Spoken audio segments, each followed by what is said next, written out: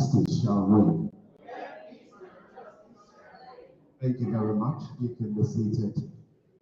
Wonderful audience. We recognize all NGOs in this place. And of course, in due time, we'll be getting goodwill messages from them. We recognize those who are from the Ministry of Gender Affairs and Social Development.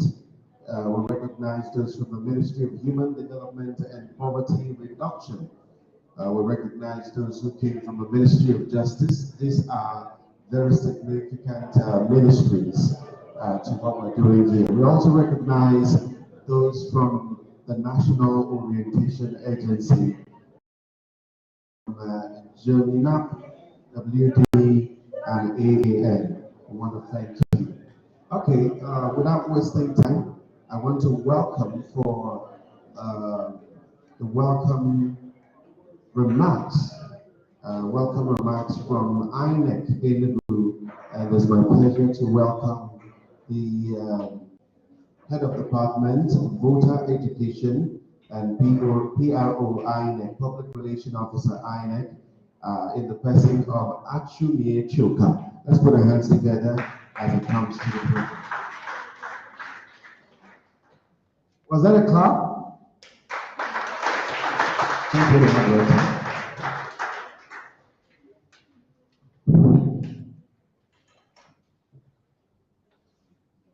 Good morning, everyone present. I use the opportunity to, well, first and foremost, I'm here on behalf of my state resident electoral commissioner who incidentally is on the way. I believe in a short while they will join us here physically.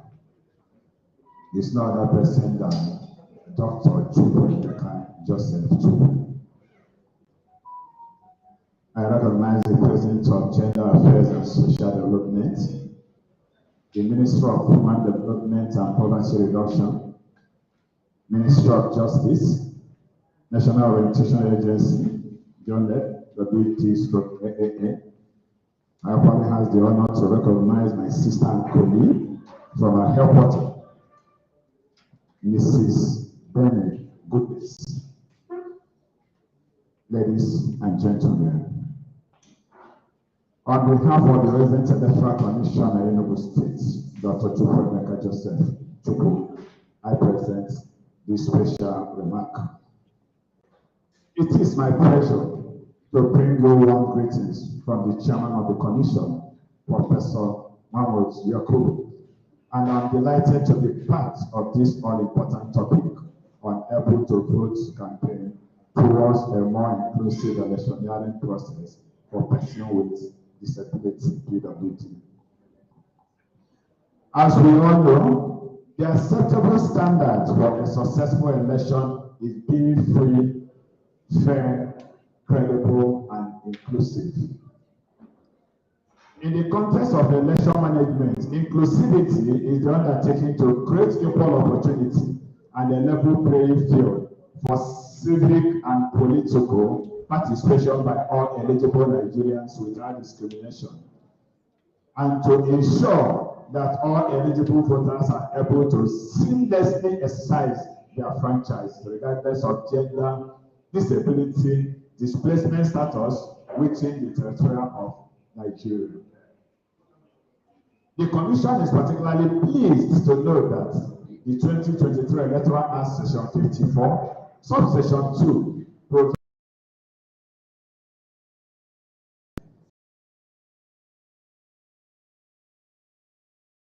special needs, vulnerable persons by provision of suitable magnifying glass, large impact, the facial recognition feature of voters has assisted ensuring that they vote easily without dealing with the fingerprint challenges. The Electoral Act has also empowered the Commission to allocate resources to this cause, as the impact can be seen in the recent Ekiti and Osun election, where both barrier and magnifying glasses were provided for PWDs during the elections. I use this opportunity to inform you that as of today, the Commission has 8,809 RAs made up of 176,846 PUs scattered across 774 local governments, including FTC Abuja. Here in Enugu State, we have 260 RAs. By RAs in INEC, we mean wards, and 4,145 polling units.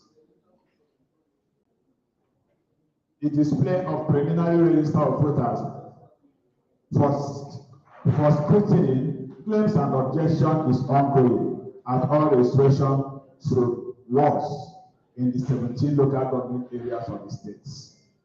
The display exercise will take place from 12 to 18 November 2022 between the time 9 a.m. to 3 p.m. daily at RA level.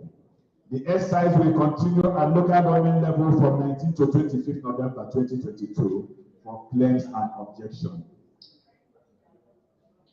I therefore encourage all participants to pay full attention and contribute their diverse experience from their various fields of studies to this discussion, as lessons learned and knowledge gained will be relevant in discharging the duties ahead. I take this opportunity to express the Commission's sincere appreciation to the organizers of this program for putting together this enlightenment and inspiring program. Once again, I thank you for your attention and wish all of us a fruitful deliberation.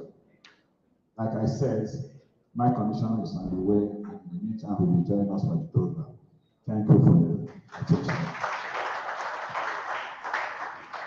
I think you can do better than that. Put your hands together. We have set the ground running, and get ready for the video. Those in charge of the video, we're going to be taking a 2-minute video for you. But when I say I am able, I'd like you to say to vote. I am able.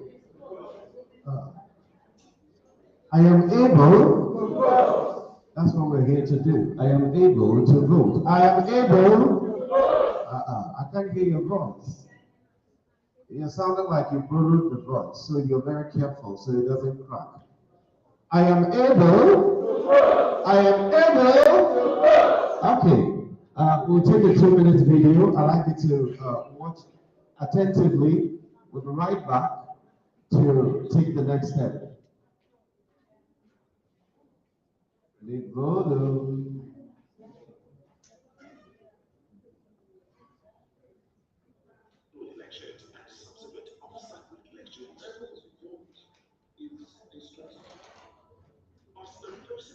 That's the loudest.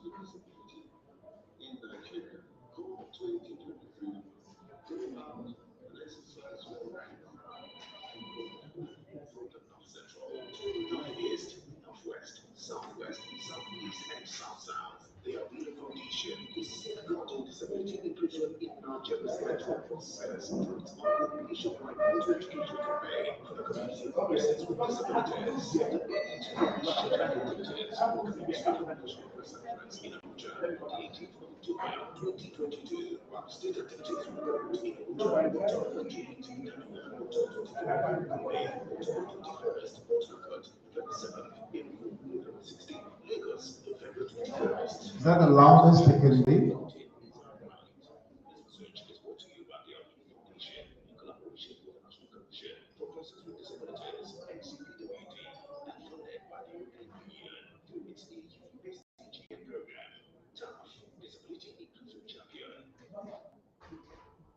As a person with disability in Nigeria, do you know you have a right to vote in the upcoming general elections and subsequent off-cycle elections? To vote is the strategic campaign of the foundation to reduce voter apathy amongst the persons with disability in Nigeria. Come 2023, come out and exercise your right to vote. From the North Central to the Northeast, Northwest, Southwest, Southeast, and South-South, the ABLE Foundation is safeguarding disability inclusion in Nigeria's electoral process through its ongoing nationwide voter education campaign for the community of persons with disabilities. The ABLE2VOTE scheduled activities will commence with the National Press Conference in Abuja on the 18th of October 2022, while state activities will hold in Abuja October 19th, Kaduna October 24th, Gombe October 31st, Port Harcourt November 7th, Enugu November 16th, Lagos November 21st. ABLE2VOTE. Voting is our right. This message is brought to you by the ABLE Foundation in collaboration with the National Commission for Persons with Disabilities, NCPWD, and funded by the European Union through its EU SDGM program. TAF, Disability Inclusion Champion. Ask a person with disability in Nigeria. Ask a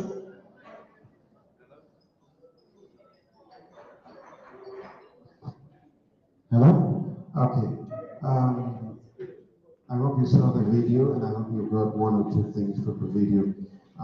Without wasting time, I don't have the names of the people representing each of these parastatals, but I will quickly call the ministries and probably they can tell us their names. Do we have someone from the Ministry of Gender Affairs and Social Development?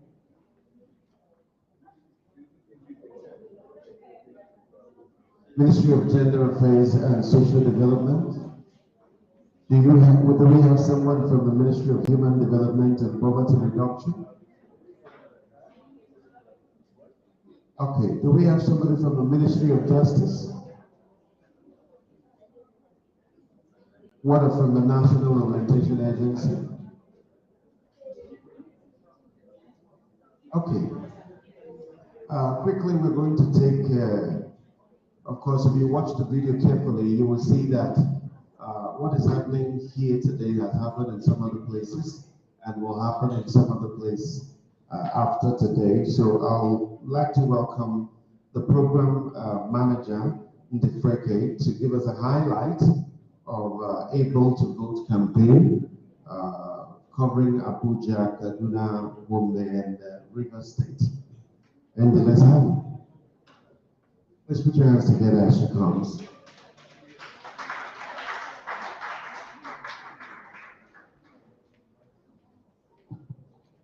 Thank you very much. Ututoma. Okay, good morning, everyone. Thank you once again for honoring our invitations and for being here for us. So like you know, my name is Ndefreke Ferdinand, and I am the program manager for the Albino Foundation. And we are very, very delighted to have you here. So according to INEC's current available data on the distribution of persons with disabilities in the Southeast, we have at least 7,122 persons with disability that have registered and are eligible to vote in the upcoming elections. So, and then generally, we have 74,072, sorry. And as we prepare to express our democratic rights in the upcoming elections, it is essential that the participatory processes are inclusive and also designed to enable neglected and conventionally marginalized persons of the society to have a meaningful voice in the political and electoral processes. In addition to the numerous commendable measures already put in place by INEC to enhance the mainstreaming of PWDs, persons with disabilities, in the process, the Albino Foundation is committed to sensitize at least 6,000 persons with disabilities in Nigeria on their electoral rights and addressing the age-long disability gap in the voter turnout. And this is the essence of the ABLE2VOTE campaign. Okay, it is sponsored by the EU, the European Union, through its support to democratic governance in Nigeria and project. Okay, and it's a voter education campaign to reduce voter apathy to the barest minimum and to promote the mainstreaming of persons with disabilities in electoral processes. It's all about enlightening us on our rights to vote and to participate actively in the upcoming elections. So before I go on, I have to pause here so we can acknowledge the presence of the resident electoral commissioner, Dr. Chukwuemeka Chukwu, the INEC reg for Enugu State. Please let's stand and acknowledge him. You're welcome, sir. We are honored to have you. Okay. So like we were saying, we are making a presentation on key highlights of what we have done in other zones. So ABLE2VOTE campaign is a zonal thing, and we started in the north. We started in the north central Abuja, okay? And these are majorly we are going to present the key recommendations, and then we just show you some pictures. So in Abuja, these are the key recommendations: that sign language experts should be deployed at all polling units, and then there should be proper training of all INEC ad hoc staff on the utilization of facilities that aid the participation of persons with disabilities. There should also be adequate training of persons with disabilities on the requirements and processes involved. Then be encouraged to collect the PVCs. And then also assistive devices and accessibility should be provided at polling units. And these are some of the participation. It was highly attended. We had a very good number. The target was 1,000 persons, but we had a raw head count estimate of 1,009 participants. And of course, 636 were registered.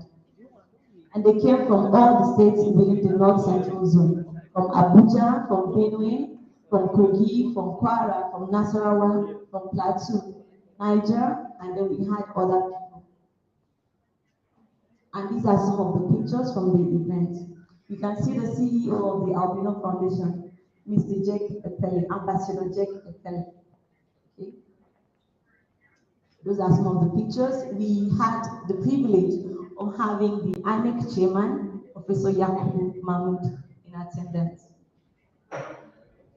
Okay, and then we moved on to Northeast, and it happened in Kaduna.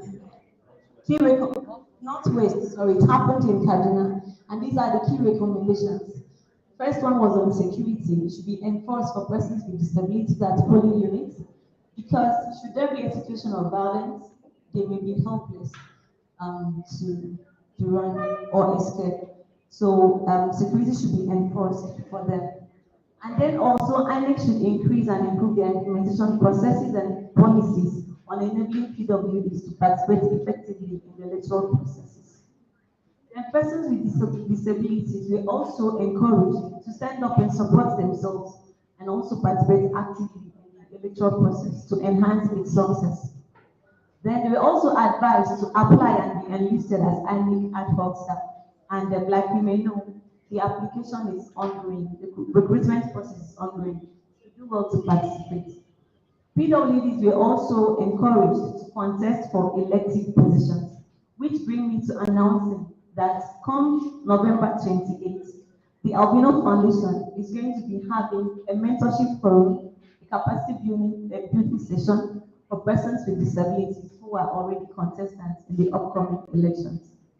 So the participation also, it was well attended. The target was 100 persons, but we had 178 participants at raw count, and of course 135 registered. We had people from Kano, from Katsina, from Kebbi, Jigawa, Sokoto, and Zamfara. Thank you. And these are some of the pictures. We had representatives of INEC, the resident electoral commissioners, and admin sets from most of the states within the North West. And then we moved on to Northeast, Gombe. And the key recommendations were that we should, CSOs, NGOs, INEC should have in-depth discussions with political parties and their chairpersons on inclusion, on the political perspectives. And then access to polling units should be improved on. Assistive devices should be made available, and priority voting should be encouraged by INEC. Then we also advised the ABLE2VOTE Foundation as well as INEC and other partners to promote the stepping down of the ABLE2VOTE campaign because it was very, very impactful. So to go down to the grassroots. Then PWDs should be recruited by INEC as ad hoc staff. And then the desk officers should be trained on a better understanding of persons with disability. Again, it was highly, we had a very lovely attendance. We targeted 100 persons, but we had 202 and 186 registered participants. And these are some of the highlights, the pictures. We had most of the resident electoral commissioners and admin sects. You can see some of them. Okay, and then last week we were in the south, where I am from. So we are in Rivers. So the key recommendations: continuous voter sensitization and voter education should continue. Then voter registration among PWDs. So we discovered that some people who had maybe registered before 2019 may not have been captured in the data that we have now. So we encourage PWDs to go to INEC and continue with the process. Then also there should be an increased collaboration between INEC and JONAP, that's the Joint Nationalization of Persons with Disabilities, their leadership for effective mainstreaming strategies. And then we should ensure that PWD inclusion is encouraged even at political parties activities. Okay, and these are the participation. We had 107 participants and 94 were registered. Okay, and these are some of the pictures. Okay, so that is ABLE2VOTE, North Central, Northeast, Northwest, South, and today we are here in Southeast, Enugu precisely. So before I leave here, I would just like to know how many of us have gotten our PVCs. Let's see. Please, if you have your PVC, raise your hand.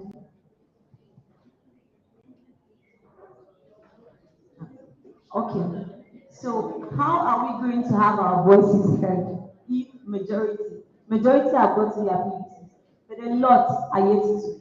So I'm encouraging us. We are the champions, not just for helping you know. I can see a lot of my people. Okay, I recognize you, but you are champions for disability inclusion, and we want our voices to be heard. Come 2023, we want out of 84,000 that we have. We want to see more than that participate in the elections. So please endeavor, make a date and pick up your PVC. Thank you very much.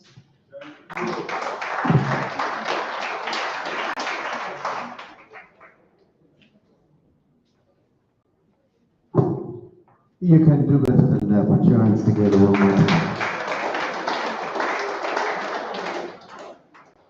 All right. Once again, I recognize the distinguished presence of the INEC Resident Electoral Commissioner, Dr. Chukwemeka. Good to have you.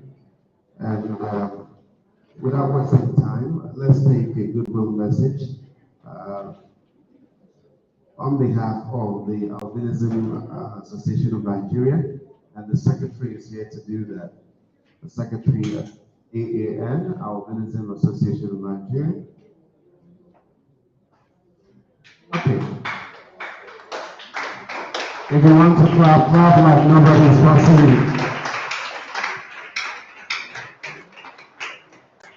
Thank you.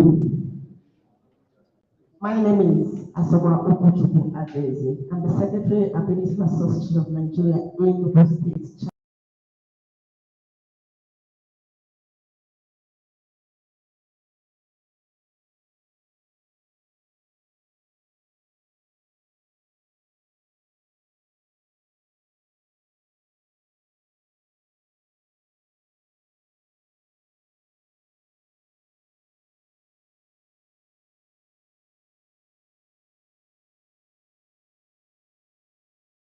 Information which will be empowered, and we're not just going to hold on to information. Information how 2023 election to exercise our voters' right as citizens. Thank you once more. My good message is is very snappy. I hope you don't mind. Thank you very much, the organizers once more. Thank you.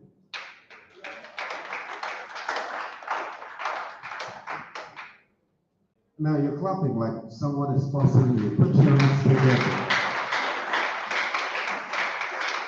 All right, without wasting time, let's get the goodwill message of Joint National Association of Persons with Disabilities. I understand the Vice Chairman is here. Vice Chairman.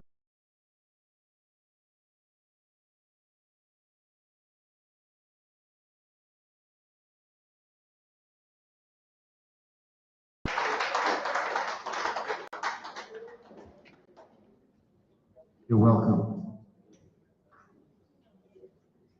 Good afternoon, ladies and gentlemen. I'm very glad to stand here amidst and to present the Enugu State Camapign chapter. Thank you once again. In our local government, I want to say, welcome to Enugu. Everybody stay where? You must stay on wherever. I stay to Europe. No. I should there. No. Okay. Please. In this junction, I want to thank the organizers of this program. Thank you very much. We are ready for coming up election. We have our PVs. We are ready to vote. We have a much educated about this coming up election.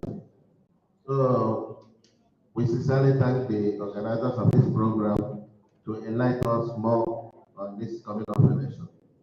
Thank you very much. On behalf of Enugu Camapign and the entire Enugu State, I want to thank everybody. Thank you very much.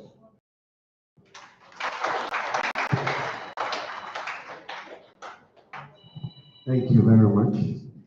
Thank you, Vice Chairman of Joint National Association of Persons with Disabilities. Are we ready for the final discussion? Time waits for no man. And while the presentations were going on, we had a person representing the commandant.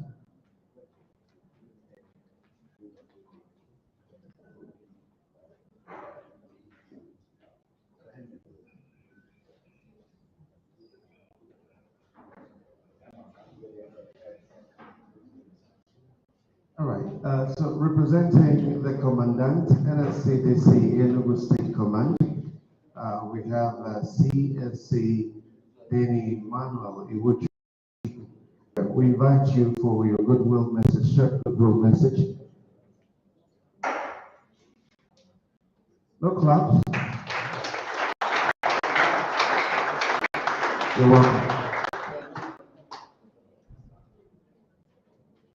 Good morning, House.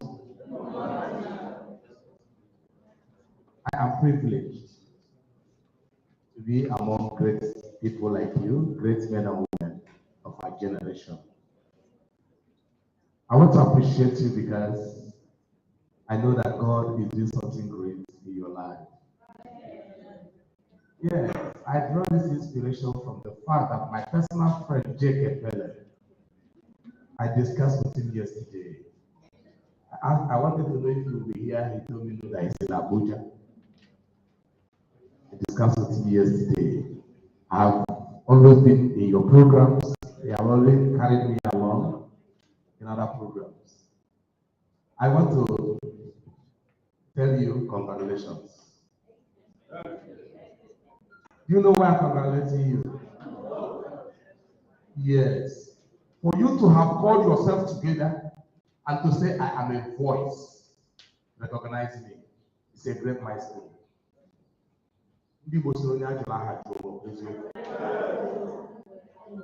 That this thing I always say, disability is in a person. There's no human being on earth who is not disabled. Hello? If you talk the way you take it for yourself, it will affect you. Some of us that you may see, our body is complete, we can stand, we can work. Some of us cannot speak English. He might be a graduate. Call him to speak English. You'll be mumbling and mumbling and mumbling and pouring spit on people. That's disability. Is it not true? You elect somebody to be your governor. He went to government house and he messed the whole state up. He's disabled. I mean, that is disability. Let them put it at this way, you know.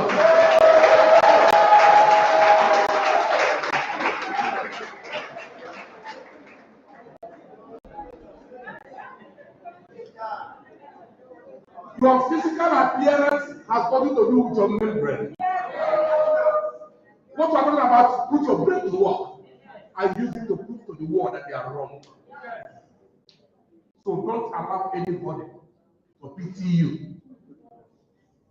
After all, it is even in some disadvantaged position you'll be able to prove to the world that something. I was discussing with somebody somewhere. We were talking about when you go to dustbin, you see people in the dustbin. You picking something, doing something. And what that's supposed to mean? I said, those people are wiser than me and you. And there are treasures in dustbin which you have not seen, but they have seen it. Hello? So that's all that. So now you've come to say, I'm a voice. The election is coming. Please, you cast your vote. Sure. We are with you. We are in the security setting. By the grace of God, we will do everything possible to protect your interests.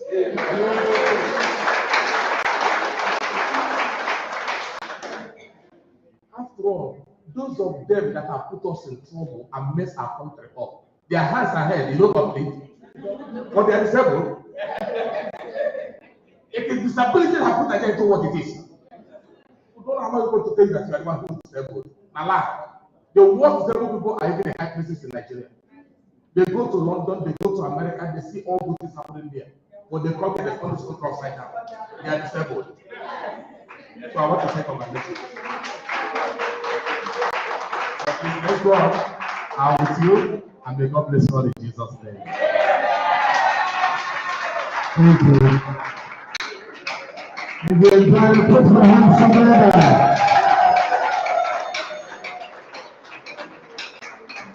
That was a much needed message that somebody needed to hear this morning.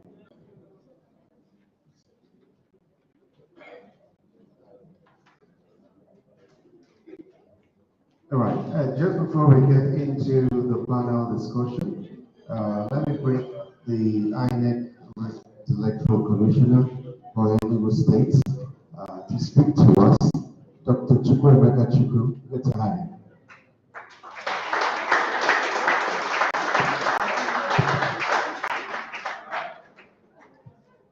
Good afternoon, ladies and gentlemen. Good afternoon, ladies and gentlemen. When I was in university, about since 10 years ago, I was with one professor of public health, on discussion of his inaugural lecture. She discussed on ability in disability. I think today people are talking of disability, but she recoins her topic ability in disability. What are the ability in disability? Just like our brother just said here, if you can communicate, if you can do anything next, your ability. Every person in society lack one or two factors. Where in Igbo language we say wazurodi. So in translation, this X is not enough for everyone. Whether your ability, whether your disability, you are human beings. My message, though I came late, my message is, as I need, recall of recent commission have been in the mission of no longer a mission of a free, fair election.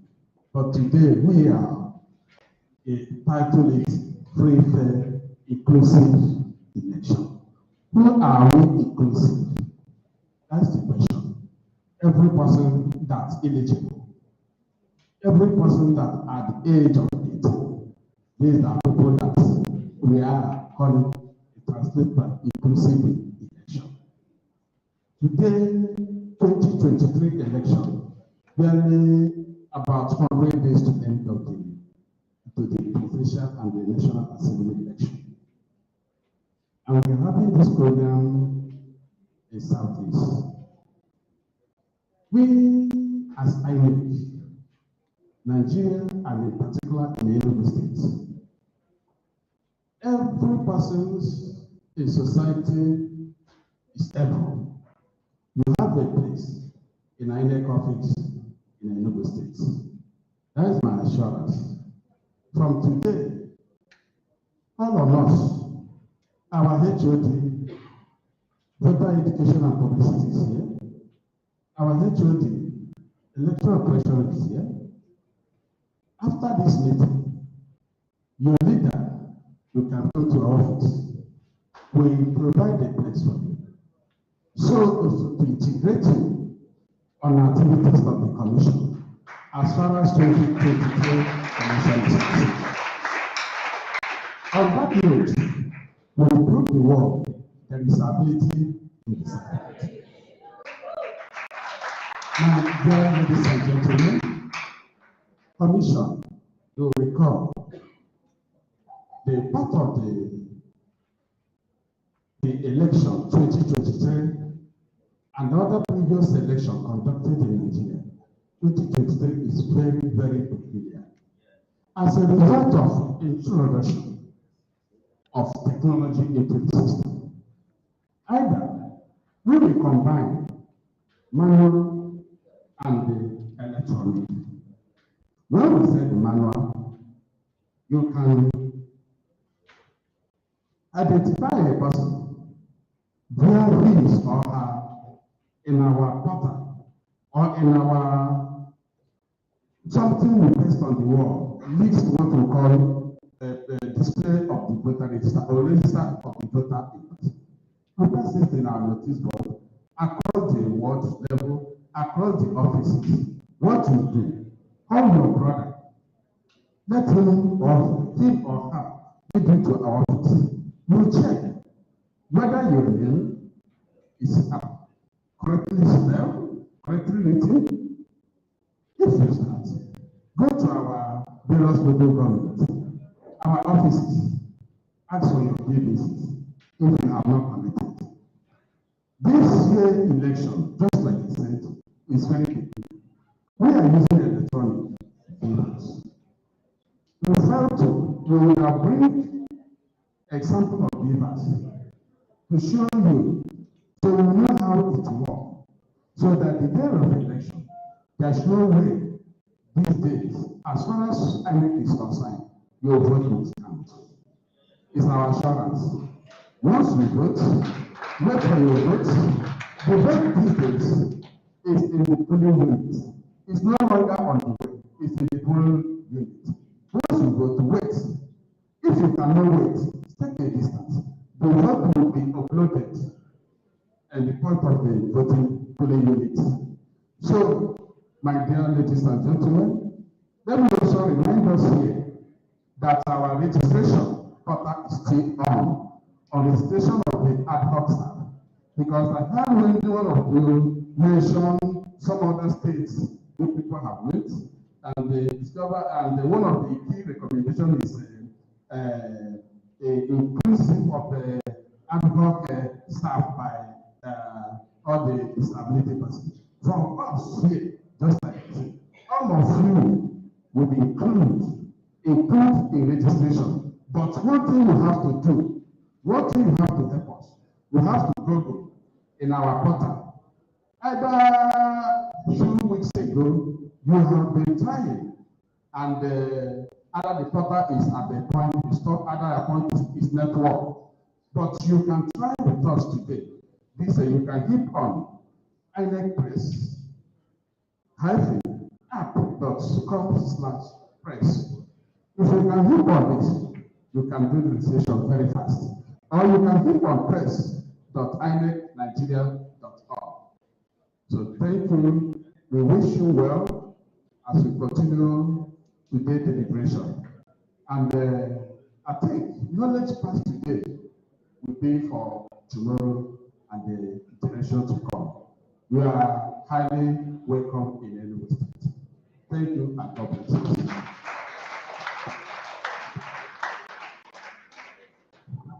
Thank you, INEC Commissioner, Resident Electoral Commissioner for Enugu State, Dr. Chukwemeka Chukwu. Without wasting time, we're going to be going into the panel discussion. And of course, if you look at the stage, you will see about 6 seats. One belongs to the moderator of the panel, and then there are other people who will be sitting the discourse. And in no particular order, let me welcome some of the people that will be discussing with us this morning. I'd like to welcome Mr. Denny Manuel, representing the Chief Superintendent NSCDC. You might want to join us up here. Let's put our hands together as we welcome him on stage.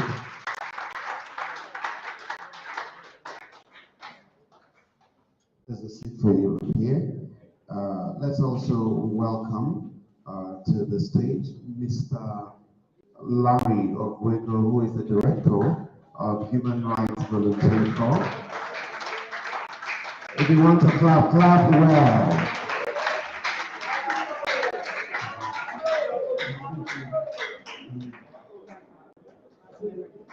All right. Larry is, for me, the strongest voice for human rights in all of the southern Nigeria. Let's put our hands together one more for Larry Ogwego. It's obvious they love you. You must feel very loved right now. And I'm jealous right now. Okay. Let's put our hands together one more time for you. Okay. Without wasting time, I also want to welcome from the disability rights activist. He's a disability, she is a disability rights activist, Mrs. Chiamaka Ohalete. Is she around? Mrs. Chiamaka Ohalete. Or is it Ohalete? Ohalete, okay. Ohalete, welcome. It's good to balance it too. All right, without wasting time, let's welcome another lady who is an INEC official from the Federal Capital Territory, Mrs. Benny. Good news. She brings us good news from Abuja. It's like you don't like her.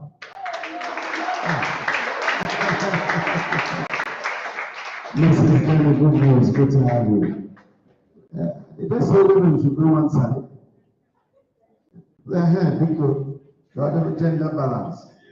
You want to know what problem? I just back on one side. I back on one, but they can handle. Okay.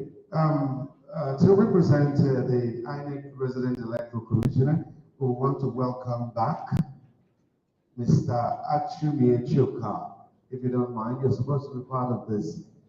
Okay, and to anchor this very important session, I want to welcome from the Albinism Association of Nigeria, Mr. Emeka Ugu.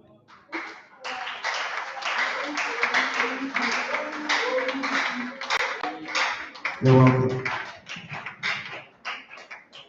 Thank you very much, ladies and gentlemen. Good morning. My name is Emeka Ugu. I'm a member of the Board of Trustees of the Albinism Association of Nigeria. And this is a beautiful, beautiful event. I'm glad to be here with each and every one of us. Thank you, members of the panelists. We look forward to a robust discussion.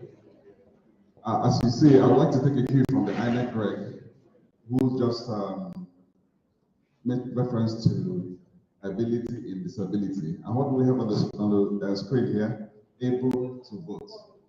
So it's all about pulling out our various abilities, looking away from our disability, and stretching ourselves further to go out there and do what we can do to participate actively in these elections so that our votes and our voice will count. Thank you very much. Okay. So we have security issues around disability and prevalent gaps in electoral rights of persons with disabilities. NCDC, I think you will take 4 minutes to just give us an overview to assure us that we will be safe on that day, the day of election. Just an overview. Thank you very much, the moderator. Once again, good day, House. We are here today to do one of the functions that will make our election a reality, what it's supposed to be. I believe this is part of the build-up to election. Election is not an event, it's a program that is planned and is going. I'm speaking from the security angle. By the grace of God, my name once again is Chief Superintendent Dane Emmanuel Imuchukwu. By the grace of God, I am the Public Relations Officer, Nigerian Security and Civil Defense Corps in Enugu State. I'm here representing the Commandant. Election is coming, and security has become the in thing in Nigeria today. What is security? Security is not just the absence of war, but sense of being secured, that you may not be attacked or may be kidnapped. That is security in actual sense. But we have seen that our country is on a crossroads, security-wise. A lot of uncertainties everywhere. But that does not mean we will not go on doing what we're supposed to do. I just came back from Abuja a few days ago, and I went through the road. And it's very fearful to go to Abuja through the road now and come back. But I did it, and nothing happened. Now I want to assure you and inform you that we in the security services, we are not resting on our laurels. We are very much out to make sure that the election is free and fair. Despite the fact of discordant tones you might be hearing by the sides of the spoilers who would want to believe us that there's tension everywhere. Please, on election day, we have so strategized that the security men will position at various places. Both marked policemen and marked security men, just like me. I am marked, that is, I'm in uniform. If you see me, you will identify me. and unmarked, that is the undercover. Many of us, men and women, will be unmarked. Just to make sure that the citizenry are free to exercise their civic responsibility. Please, bad people are in government because good people shy away from voting. And I think Nigeria is now taking a new dimension altogether. And it is all of us that will do it. We are in security, it's not that easy with us, but we are conquering. Therefore, I encourage every one of us to come out.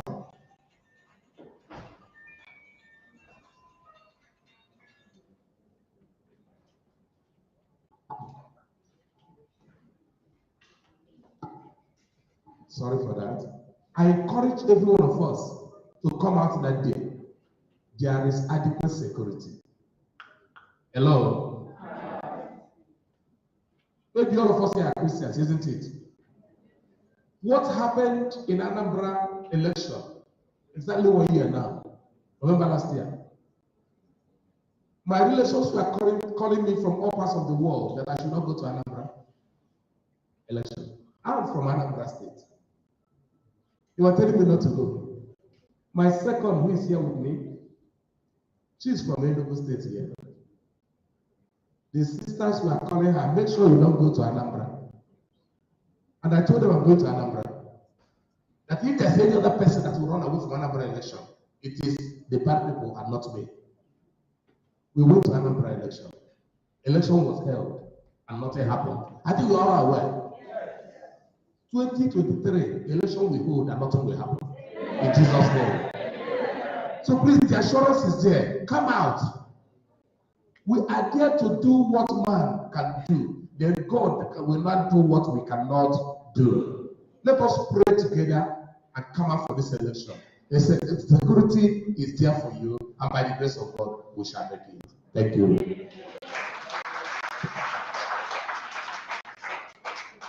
Okay, all right. So let's also thank you very much for that assurance, that strong assurance. I hope you're not going to be afraid anymore to vote. All right, thank you. Make sure you're there, but please appear on every single polling unit. You're going to be gone that day. Yeah.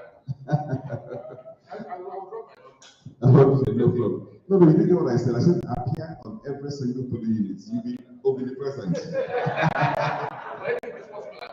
Okay. All right. So let's take voter apathy and individual cluster needs. Thank you so much, Mr. Moderator.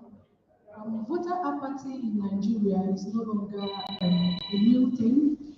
If you watch the election system, from 2011 till the last general election of 2019, we have witnessed a low turnout number of voters. 2011, that was the first time I started voting. We used to go out, in as much as the number in that 2011 were much compared to what we witnessed in 2019. We used to go out freely without fear of anything, like security issues. But today, voter apathy is increasing. One, due to the security issues in Nigeria, that even some persons have come to tell us, protect yourself, or nobody is ready to protect you. I know that our brother here have already assured us that the security will be tight that day, but I can tell you that despite security, we should also try as much as possible to apply caution on the election day. That does not mean that we're not going to vote. Then another thing that is causing voter apathy in Nigeria is in the aspect of the lack of confidence in the candidates, in our politicians. A lot of them have come to promise us heaven and earth, what they will do for us when they emerge. But over the time, we've witnessed that after the whole electoral promises, the campaign promises, they just win, abandon us here, goes to Abuja, do their thing, and return back in the next 4 years. And this has made so many people lack confidence and not to stress themselves despite the challenges to come out to vote. Then the last thing that is causing voter apathy, especially in the aspect of persons with disabilities, is the lack of provision by INEC. 2018, INEC developed a framework for inclusion of persons with disabilities. But I can tell you that in 2019 election, that framework was not properly implemented in the aspect of INEC. Because one, they lack the disaggregated data of persons with disabilities. They failed to identify each individual cluster, the polling unit that they are located, and the adequate provision to make for them. And this actually exacerbates the challenges of persons with disabilities at the polling units. Yes, I know that this year, INEC have come out to give us the disaggregated data, but I can tell you that even with that disaggregated data, it is still for the new registered voters. There are persons with disabilities who registered before this disaggregated data, and I can tell you, though Auntie Benny, you can actually say something on this, but the previous registered voters, their disaggregated data is not really recorded. So what that means is that INEC will be making provision for the new registered voters that they are taking their disaggregated data. From the previous years, even with the data that they have, they were not able to make that individual cluster linked. Yes, they were able to provide the Braille ballot guide for the blind, but there was absence of sign language interpreters at the polling units, and their posters, election materials were not seen in a large print for easy understanding of the deaf and persons with albinism. So on that note, I would say that INEC have a whole lot of work to do in ensuring that voter apathy is reduced and that individual cluster needs, like the Braille ballot guide, sign language interpreters, and the posting of election materials and voters register are pasted in such a way that everybody can easily access it. The little persons, those on wheelchairs, can easily access it. And that the ad hoc staff are really trained in such a way that they will set their cubicle and their desks in a way that everybody will have access to it. Thank you so much. Thank you, Chimamanda. That was beautiful. So in regards to this apathy, just know one thing. If the apathy continues, the bad guys win. Are you all hearing me? If the apathy continues, the bad guys win. The people who you are trying to stop, they will have their way. But when we all come out, when everybody comes out and ignore all these circumstances, the artificial circumstances they create to discourage people and thereby increase voter apathy, when we all come out, they will overwhelm them and we'll have our say. Thank you very much. So I'll call on Mr. No, I think it's time to call on the INEC person. Say something to give us a brief overview. So I'll call on the Enugu representative to talk about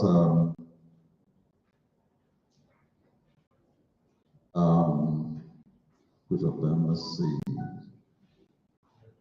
Okay, priority access, voting access to polling units. How are we going to be sure that persons with disability have priority access to polling units? I'll give you an example. Let me use myself as an example. This one you can see is very hot. So on election day, if you keep me in the queue for 1 hour, 2 hours under the blazing sun, the tendency is that I will step away from that queue. So that's for me. Now, for somebody who is struggling to stand with crutches, if you keep them standing for too long, the tendency is for them to move away.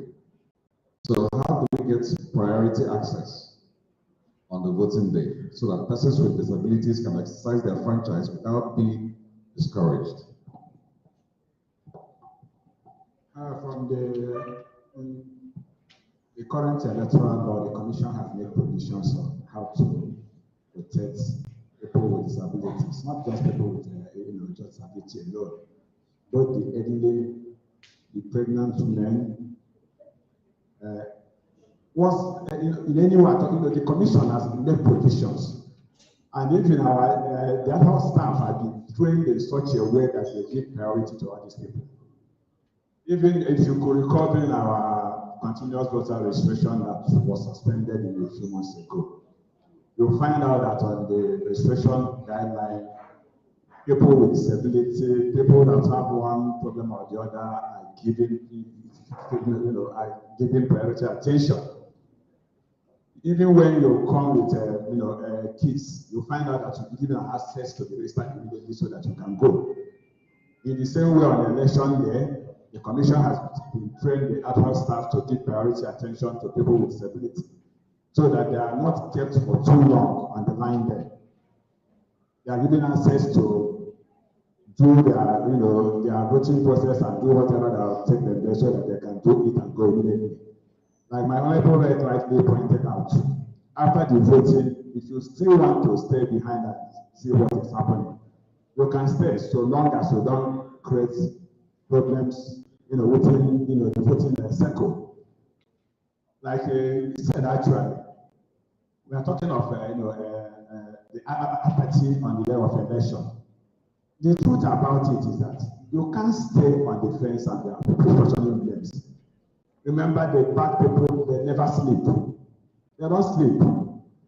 But with the introduction of the beavers, previously we have been using what we call a cardinal. A lot of things has been corrected. The cardinal gives room to what we call incident form. Incident form gives room to impersonation. You see a situation, somebody will come to vote, even where you are using somebody's card. So long as the crowd there supported you, you'll be allowed to vote. But with the introduction of the beavers now, you find out you cannot vote. Even if you have a card, but your name is not in the register, you cannot be allowed to vote. So please use this opportunity as you are doing the display. Go and check your name. It's not about having the card. It's about making sure that the information in the card corresponds with what we have in our register and the beavers. So that on that day, you will not be disenfranchised, even though you are a disabled person or people with disability. Once all these things are correct, will not be delayed, the time will not be wasted, you'll find yourself casting your vote and leaving the polling cycle. So a lot of things have been put in place. INEC has simply assured that people with disability, that there will be ability in disability that day. Thank you. Thank you very much. So, like the saying goes, do we have good people or bad people here in this hall? Is there any bad person in this hall? Have you heard the saying that evil only thrives when good men keep silent? So the evil that is destroying our land, that is making our lives miserable, will only continue to prevail if many of us keep silent. Make up your minds. You can see the assurances are coming out here. We make out our mind on that day and go out and make sure we vote. First of all, go get your PVC. All right, I'll call on Mr. Larry Oguego to give us an overview of the prevalent gaps in electoral rights of persons with disability. Okay, thank you, Mr. Moderator. I think it's important that we first of all recognize the fact that when we talk about electoral gaps, we are talking about gaps that prevent us from either standing for elections as candidates or voting for other candidates. We have already finished with the primary, so we won't dwell too much on issues surrounding gaps that prevent us from standing for elections. But I think it's pertinent to note that listening to Jake Ebele yesterday, he mentioned that there are about 16 or 17 persons with disability contesting for elections in the whole nation. About 12. And I was puzzled. Only 12 persons in the entire Nigeria. So I started asking myself, so if we have only 12 contestants, and I want to assume that 12 of them will not win, so even if all of them win, it means that the representation is so insignificant that your voices will not be heard. And what it means is that the only way our voices can be heard is that we now use our PVC to go to the other side. Since we didn't make it, as it were, on the side of being voted for, we can actually vote for others. I also gathered yesterday that 16% of the persons registered to vote in Nigeria are persons with disabilities. 16%. Now that 16% is enough to tilt the balance. If persons with disability will come together and assert themselves through the ballot box. Now the issue is, what are the gaps that exist? INEC has done a good job, I must say. The present regime has really listened to the people and improved a lot of things. But then there are some issues we have not talked about. When we talk about gaps, for me, there are two kinds of gaps. That is, we are talking about electoral laws, but we also talk about things that are beyond the laws. Let's look at one of the very critical gaps in electoral laws. The law states clearly, for instance, that regular people cannot move around on election day. What it means is that without any clear exception, persons with disability are not also expected to move around with their own vehicles on election day. And I'm aware that there are some places where there is a reasonable distance between vote and the polling unit. So how do you expect a person with disability?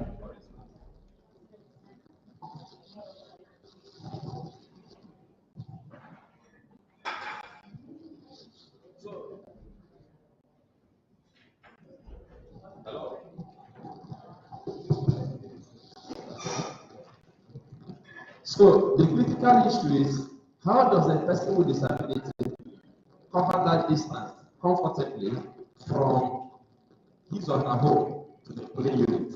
Now, it may look insignificant, but one of the things we must remember is that when you have this voting as an option, and then you also know that you have the option of not voting, anything that discourages you from voting actually increases the likelihood of the person tending towards voter apathy. If voting is not made comfortable for people, especially persons with disabilities, then you have increase in voter apathy. So one of the major gaps is that there is no clear provision for how persons with disabilities, especially most of them, have problems with mobility. How do they move comfortably to go and vote? They have been given priority at the voting center. That is good. But the big question now becomes, how do they now get to the voting center comfortably without being discouraged because of the distance? Now, that is very important. And when we talk about this gap is fundamental, because if you don't get to the voting center, you can't vote. And we're talking about electoral laws and the gaps. One of the things we have not done enough is to find a way to make it possible for persons with disability, especially disabilities that affect information transmission, to get to know truly all of what it takes for them to be able to vote. When you watch television, you see and get a lot of information. When you listen to radio, you get a lot of information about voting processes.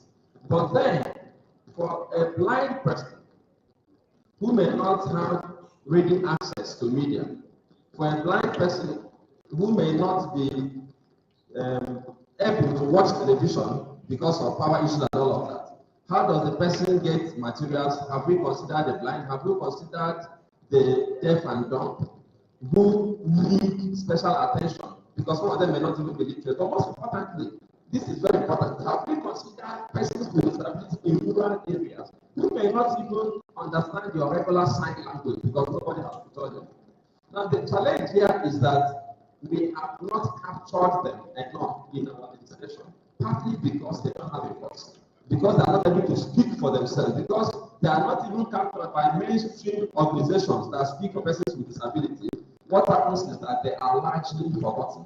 And because they are forgotten, what also happens is that their issues are never brought to the table because their votes are not likely to get to the ballot box. so they won't even count. And then they don't contest the election, so they are like a forgotten crowd. And that is why it has become very difficult for persons with disability as a people to be able to assert themselves. I'll just say this in 30 seconds. I just came from Enugu State House Assembly, where the bill for the persons with disabilities in Enugu State, the Disability Act, is being considered a public hearing. I submitted a paper there, and we tried to close a lot of these gaps in the paper submitted in Enugu State.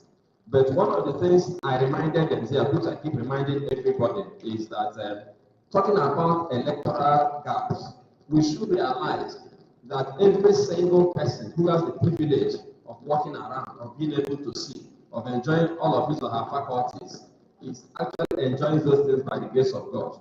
If you doubt what I'm saying, go to orthopedic hospital after this session, you see the number of persons who will join the card of persons with disabilities today. Why am I saying this? Please, by all means, let us all join hands and join our voices to see that those electoral gaps are closed as fast as possible. Thank you. Thank you very much, Mr. Larry. Please, whoever is in charge of the sound system should do something about the audio problem. It's comforting. You want to make a comment? Please, I will only react on the issue of the card as regards to the movement. Really, the commission really realizes it during the 2019 election. And to really solve that problem, they find out that they created more units as regards to the 2023 election. So we try as much as to get this nearer to the doorstep of the voters. And that was why, if you notice during the continuous voters registration, we have a caption that says transfer of voters' cards. And I believe that most of us have availed ourselves that opportunity to transfer our voters' card closer and nearer to where it will be very convenient for us during the election day. So I think the commission did a lot to sort out that problem. Thank you. Well, thank you very much, sir. I want to use my ABLE unit as an example.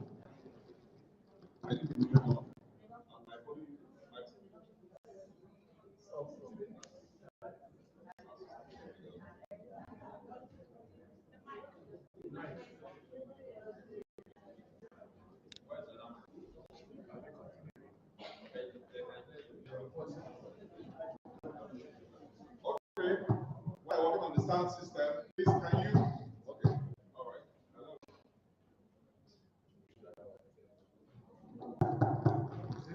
Hello. Okay. All right. So I'll appreciate it if we talk less and the hall is more quiet. Let's participate actively. It's not the side talks, please. Let's participate actively so we can benefit for why we're here. So I want to use an example. I live in New Haven. Most of the polling units are still in New Haven Primary School. And as of now, I do not have any additional information that those polling units have been spread out to different parts of New Haven Primary School. Now, from the beginning of New Haven to New Haven Primary School is quite a walking distance. From the end of New Haven to the New Haven Primary School is quite a walking distance. So we don't have any public information, so more needs to be done actively in the media to publicize those new locations so that people will know. All right. Sorry, I'll just say this quickly. I like making recommendations when I identify problems. One of the things we can do here is to advocate that if a vehicle is moving with a person with disability, that disability impairs the person's movement to a polling unit within a certain person, that vehicle should be allowed access. I thought about that. It's simple because, sorry, but it's good to illustrate this. There are Nigerians who cannot walk and who don't have wheelchairs. So you don't expect that person to crawl from the house, even for a distance of 300 meters, or from somebody to carry the person on his back. But somebody can sit from here to drive that person, or use a bike to take that person to a polling. So that clause, as long as the security agent can cite the person with disability and give people confidence, not on moral grounds but on legal grounds, that if I have a person with disability, I can take the person to go and vote. It makes a real world of difference. Thank you very much. All right.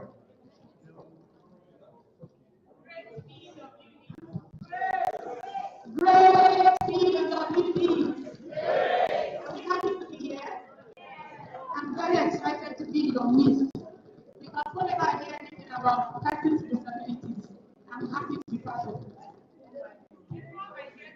I want to quickly respond to what you said.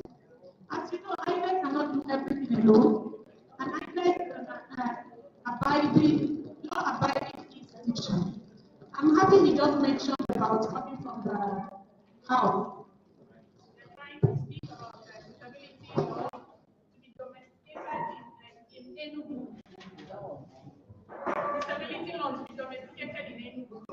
Some of these things, if they don't go through the law, there is nothing INEC can do, especially on this transportation issue. We know that in Nigeria, on election day, people are not expected to move around. People are not expected to move around. People are not expected to move around on election day. So it was expected that during the trying to domesticate the law, or when the law is being planned, to advocate for things like this. I know we have a lot of organization of persons with disabilities that submitted a memorandum and all that during that time. Things like this can get it. For this particular election, I don't see it possible happening on election day. Allowing persons with disability from here to go to Aba, for instance, it may not happen. Why? Because the law strictly says people cannot move that far. And that is why we are register really where we are. But looking forward from now is something I think we can put in our mind and see how we can press further to ensure that things like this are put into place. So that subsequently, when we have to go, we are moving far or whatever, we as persons with disabilities, when I say we, my community, the government, we can be able to move from A to Z on election day. And even looking forward, voting online and all other things can come. I'm just responding to what you said. Okay. Well, I just wanted to point out that we were actually referring to the short distance. The long distance. Short distance. Some of them have mobile devices, wheelchairs, and all. So even the 200, 300 meters, they're very difficult. So, yes, so it's not about the distance now. Yes. It's also about the age. Okay. Okay. It's okay. Thank you very much. When I was speaking earlier, I told you I'm just coming back from Abuja. It's one of the workshops on elections we're waiting for. We in the security setting also know that people like you are there, the BWDs. Now, I want to inform you that in the security setting, we are advising and talking to ourselves. What you have that day is restriction of movement, not complete standing down of movement. Do you get that? Restriction. If your place of voting is within a walking distance, your brother, your sister, your son may lift you in a motorcycle or a car to the voting point. Security will not disturb you on one condition. Your voter card also serves as a pass. Do you get it? Your PVC also serves as what? A pass. Because you cannot tell me that you are going to vote and I don't see your PVC.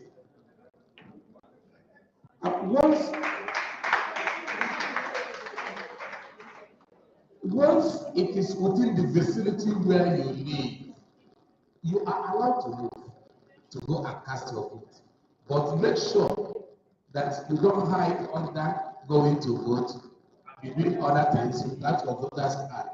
Once you don't have that PVC, the security will suspect you of other things and they will hinder you. But once you have it and they see your condition, they will allow you. Also, consider the security settings. Thank you. Thank you very much. So, While on the election day, do your best to go out to go and vote. If you encounter a security official, please politely introduce yourself and bring out your voter's card, your PVC. That should grant you pass to go to, and of course you have to identify your address. They have to check the distance from where you're coming from and how close your polling unit is. Then they'll let you pass. We just play our parts, do the right thing, and everything will be okay. Please don't shout at the security officers when you see them on the road. Did you hear what I just said? Don't shout at them with their human beings. The sun will be hitting them that day. They will not be happy. All right. Okay, so we'll move to the question session now. I'll call on Mrs. Chiamaka Ohalete. So is there any connection between societal notions about PWDs and their participation in the electoral process? Thank you so much, Mr. Moderator. I can tell you that societal perception, the negative societal perception against persons with disabilities is one of the reality that persons with disability face on a daily basis. And as a person with disability, if you want to thrive, you have to first of all overcome this societal perception about persons with disabilities. People think that persons with disabilities should be at the backyard. They are the second-class citizens. What can they do? They should just be at the receiving end, where we just get anything that we have, just give them. It used to be a charity model before, where we allow like these things to happen. But now we are coming out to say that no, we are taking it from the right angle. And that is why we are holding the electoral umpire responsible. We are no longer looking at what the society thinks about us. We are demanding our rights from the political parties and from the INEC. Let me tell you something that happened. After the primary election, INEC came to tell us that only 12 persons made it to the 2022 general election. But I'm telling you now that there are more than 12 that contested. One of them is one of us, Madam Lois, who contested. She first contested, yes, under Abuja. That was 2019, and she did not win. Then this 2022 in the primary. But let me tell you something that happened. She engaged in a debate with the two other persons that contested in Kaduna.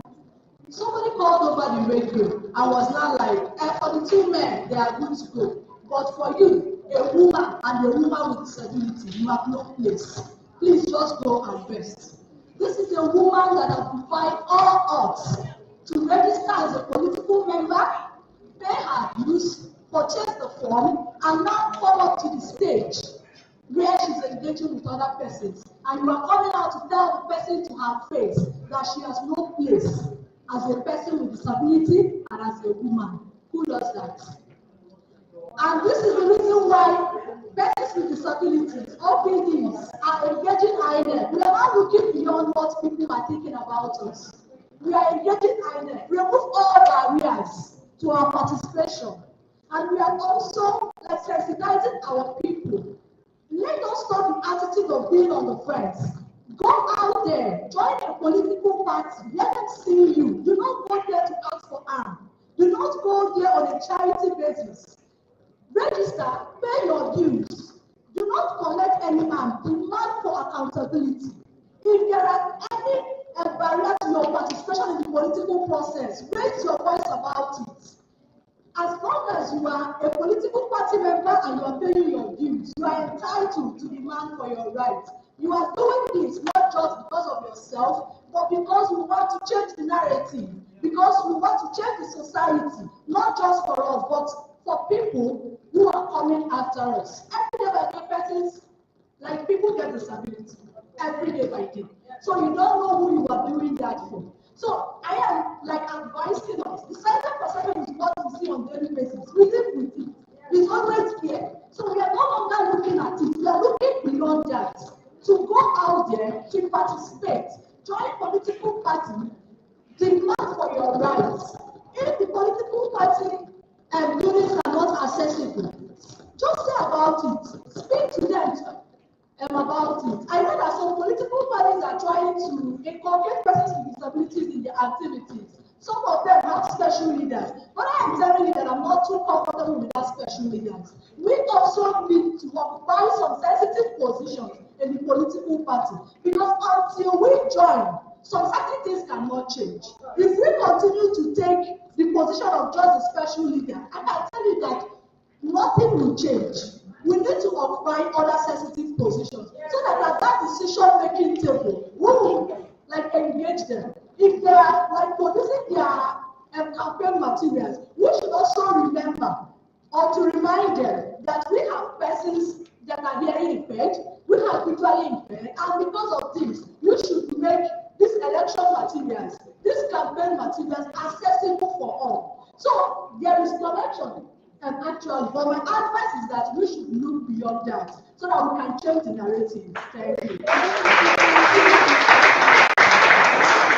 Okay, thank you very much, Mr. Chairman. That was beautiful. And as you can see from the applause, what you said got home. Okay, Mr. Larry, you want to say something? Yes, I just want to say something briefly. She made a brilliant submission. But there's something I just want to add. We spoke about the attitude of the people to persons with disability. Have we examined our own attitude to ourselves? Because when you place a glass ceiling, a lid on your own aspirations, you will never go beyond that lid. So while we talk about what they are doing to us, can we also find time to talk about what we are doing to? When we break out of that limitation that we have imposed on ourselves mentally, that we can also take on the rest of the world and make them to understand that we are better than just being called persons with disabilities, that we can make contributions. So I think one big assignment we must all take head on is to remove the perception that we are persons with disability. So we need to struggle and then just beg for props on the table. The truth is that, come to think of it, all of us have disabilities. May not be physical, but we all have disabilities. So if we can overcome them and attack anything and everything, it means that you too can. So don't limit yourself. Thank you.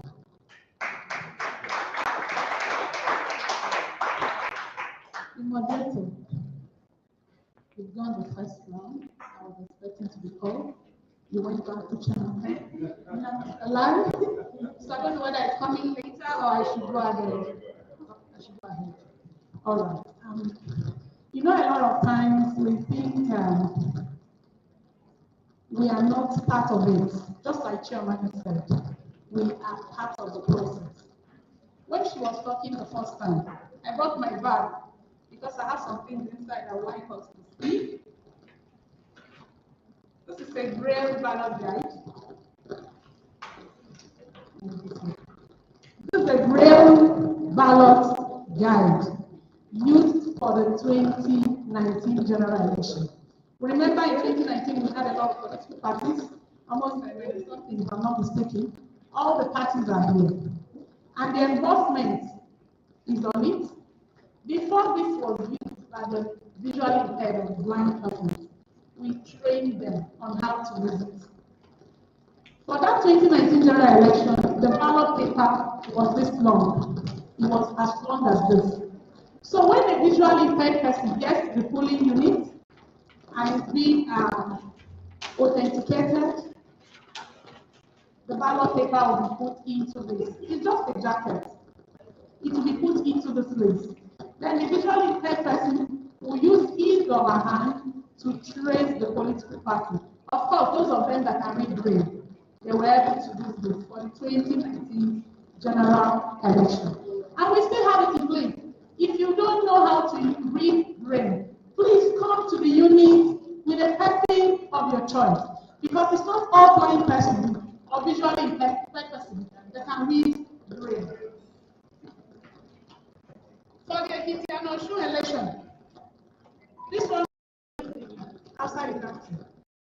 So for the Enugu election, we look inward and we use this one. This one was made in Nigeria. Remember, the party is just short because I think 18.2 parties and they were able to equally do what? Use this one to vote on election day. INEC, like we keep saying, cannot do these things all alone. Without the help of every other person, we can't be here. For example, when people are watching television and they don't see an interpreter, most of them you see them call INEC. What is happening? But I can assure you that INEC was the first organization that started engaging sign language interpreters during our meetings, during our election declaration of results, during every meeting organized by INEC. We use sign language, we engage them to interpret. And we are the first organization also that trains sign language interpreters on election information. Why do we do that? Because we don't have the data as at that time of where we can find all the deaf persons here.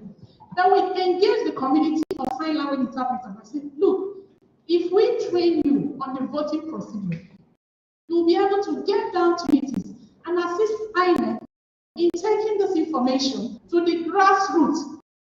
Most of them, and many of them who are registered, will be able to vote on election day. People still talk about engaging sign language interpreters on election day. We cannot, as an institution, for now, do polling units. We don't have the finance to do that. But looking forward, it may come. For this election, we cannot do that. All we are going to do again is to sign language. If you have them in your communities, teach them basic voter education on election procedure so that they'll be able, on election day, when they get to the polling unit, they'll be able to follow the procedure and vote. We have this also with the help of our an organization for persons with disabilities. Came up with what we call form poster EC30 PWDs. This is small. On that election day, it's going to be in colored, very big, at the unit. As a person with hearing impairment or deaf, you get to the unit, you can go to the poster. It has pictorials. Look at it and follow the procedures. And if you can't, please come to the unit with a person of your choice. I'm happy we're not where we used to be. In 2011, there was nothing like this, right? For the first time this election, we have 84,072 persons that register, persons with disabilities that registered to vote. And for this election, I keep telling them, I was in a meeting the other day, I said, we have passed the era of voter registration. We vote. No matter the number, 84 is something. If we all do a review, what happened? We see in nature. In all the states of the Federation, we have desk officer, disability desk officer. See our disability desk officer, Mrs. Antonia. They've all been trained on what disability is all about. If you're a person with disability and you're in Enugu, you have any challenge concerning elections, anything you want to know, please don't hesitate to meet her. She will educate you. And also call on all OPDs, Organization of Persons with Disability. I call on journalism because voter education is not only for INEC. I call on political parties. Engage with the disability community. The disability community can on their own organize something and invite INEC, the desk officer. Please come and teach us ABC of voting. They'll be there to teach you. They'll be there to enlighten you. We also have the magnifying glass, which we started using since 2015. So this is an upgraded one that with the help of ABLE2VOTE Foundation, we use this for Ekiti and Osun. And we made it available. This is a magnifier. That as a person with albinism, you come to a unit on election day and you're finding it difficult to read the ballot paper. You can use the magnifier. Now we have the number of persons with disability in all the polling units. We have the number from 2011 till now. Yes, during CVR, if you're a person with disability that registered before 2011 and you did not go to the unit to update or online to update, how can we get that information? Most of the blame should be what? Are we ready? Just like she said. If we are ready, we can, against all odds, conquer. Take it that when you're going to school as a person with disability, it wasn't easy. It was not rosy. You passed through hurdles and you made it. The same way, for you to be, in Nigeria, we don't have independent candidates. We don't have it. You must go through a political party. How many of us are members of political parties? Are we? If you're a member of political party here, can I see your hand?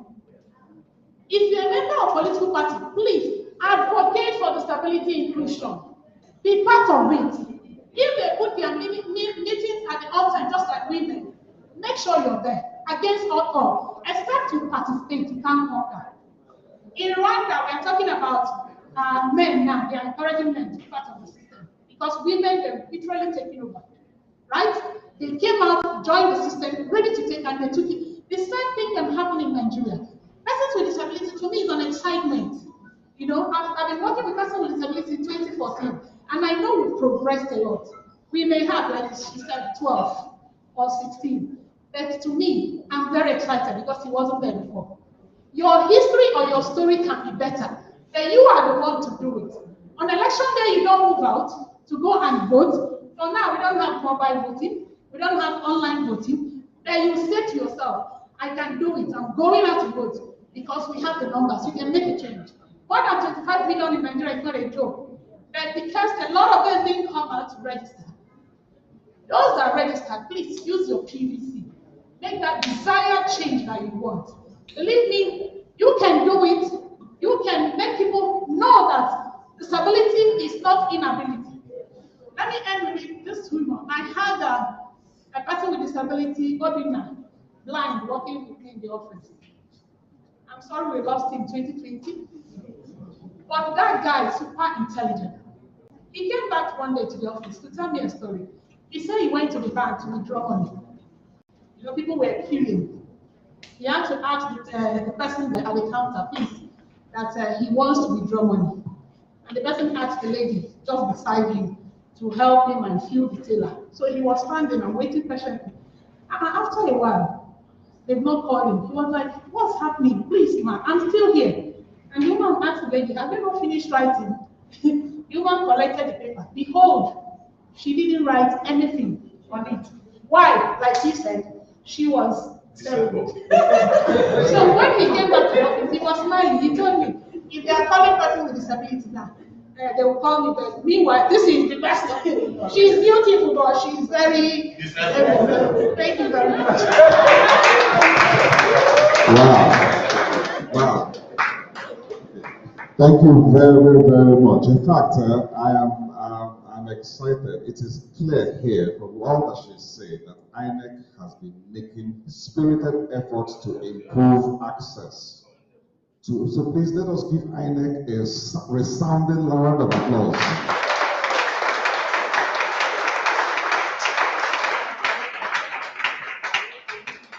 Thank you very much. INEC, we appreciate your efforts. Now, the question is, she's told us a lot of what INEC is doing to make things easier for everybody. But I have a question for each and every one of us here. What are you doing? What are you doing as an individual to enlighten yourself, to improve yourself, to get to know, get educated on the voter electoral processes and what needs to be done? You have to make the efforts. You have to reach out. If you can't get to anybody, the key people directly, there must be somebody close, some officer close by, some CSO close by you can reach to ask questions. If you are physically impaired in one way or the other, your brains are not impaired. And as long as your brains are not impaired, you can do so much. I remember a story I read many years ago of Helen Keller. Helen Keller was blind, and I think she was also deaf. But the story touched me so much that it was amazing. She became a super speaker eventually, inspiring people and motivating people. She really, really made a tremendous impact on the society around her. But the one that really challenged me the most was the person who took time to move beyond her disability and train her mind. That's the person I felt was the main champion behind her. So the question is, what are you doing personally to improve yourself, to enlighten yourself, to educate yourself. INEC is doing their part. Like she said, they cannot do everything alone. We have to do our part. Start by getting a PVC. Start by asking questions to find out what needs to be done. Start by arming yourself with information so that on election day you don't go looking confused, wondering what to do. Thank you very much, INEC again. All right, I'd like to ask NCDC security man, sorry, NSCDC, sorry, please. How do you think the current security situation affects electoral rights of persons with disability? Thank you very much, the moderator. As I said before, we see ourselves in an unfortunate situation where insecurity is heightened in the society. But one thing is sure, that special attention is being given to people with disability in this election. During the 2019 election, during the 2019, I think I have amplified voice.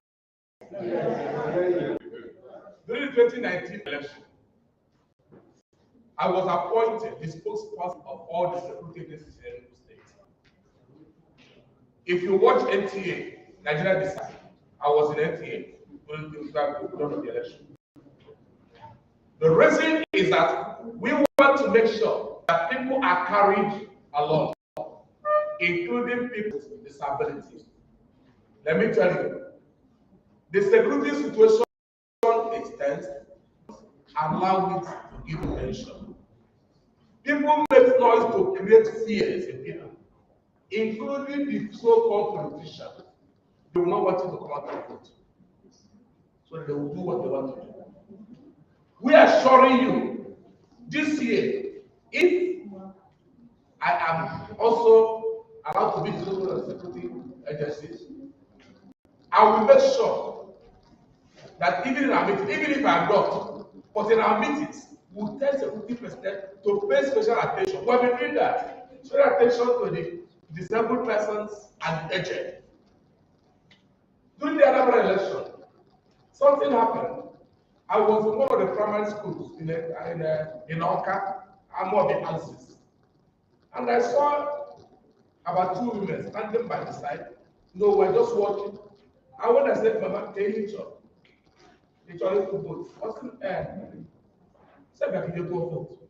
She was looking at me. I was looking at her like this. She was looking at me. She said, come. You have go vote. What do you have?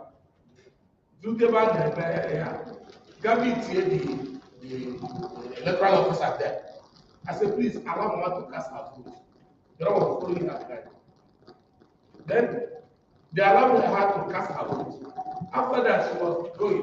She said, Mama, report. Or say, no, why you for the name back on it to vote. No joke for her. So I followed her. I went there, I saw 17 women. 17! And I carried all of them. And I put them in. I said, come and cast your vote. It even went as far as that about 3 women want to vote. They don't know the symbol of the party they want to vote for. Yes. So one of them, because the neighbors are off. See, I'm going to say, I'm going to be in that place. You understand? That will show you that we have you at heart. We know you are there. And then we are incomplete without you.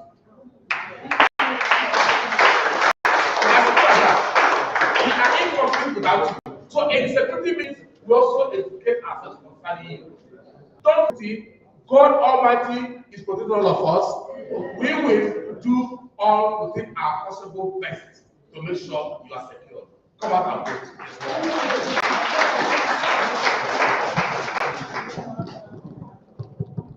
Okay, thank you very much, NSCDC representative. We are really grateful for the assurances. Believe you me, if someone like you keeps talking, all the fear in the land will leave.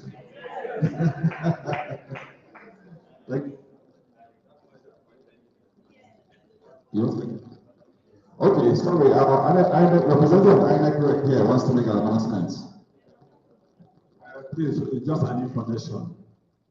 For those of you who registered June last year, I mean 2021, to January 15, 2022, please, you can go to your various local governments and collect your PVC.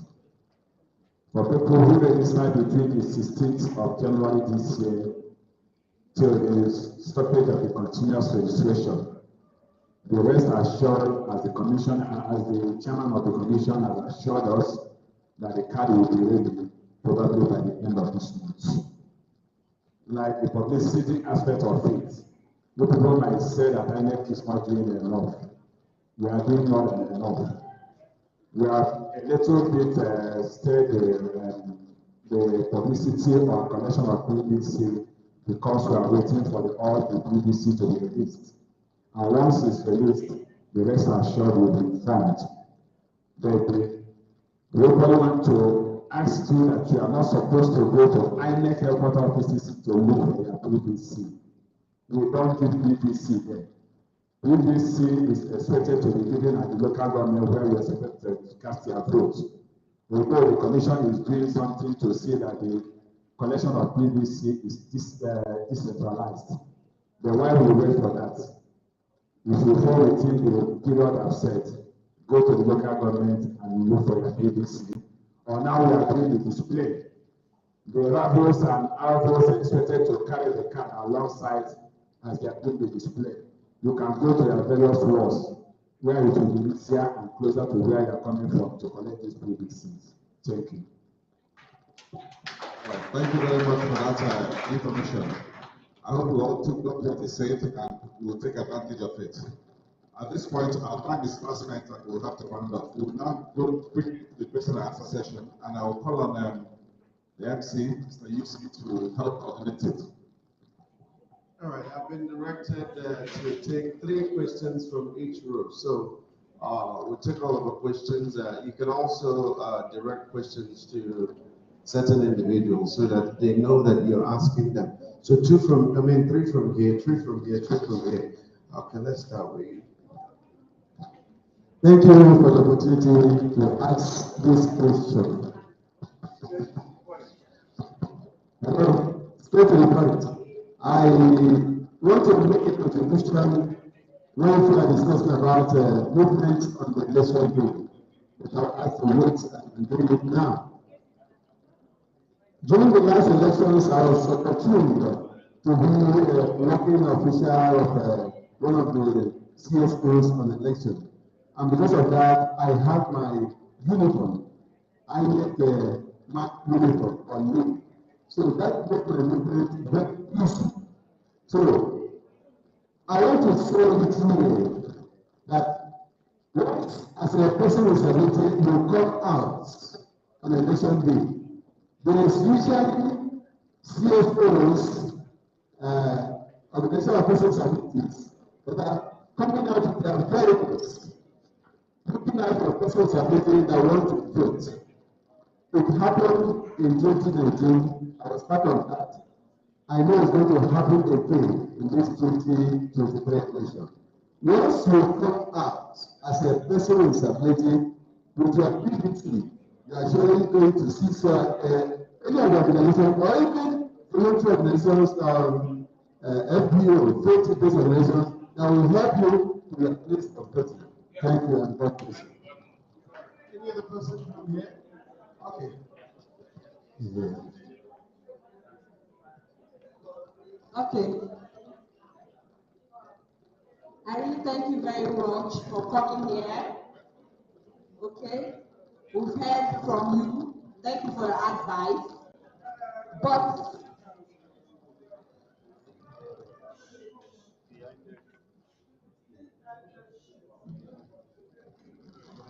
okay, the ABLE official said something.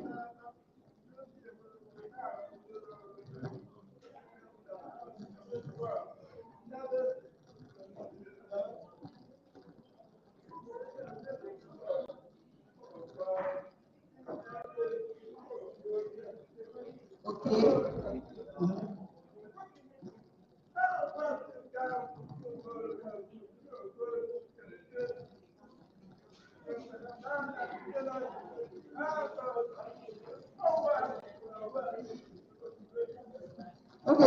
about collecting PVC?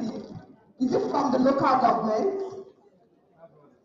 The question is trying to ask is that you said we should not go to the INEC headquarters to collect it. That he has been to local government where he registered several times. They always ask him to go to headquarters, and now you say we should not go to headquarters. What can he do?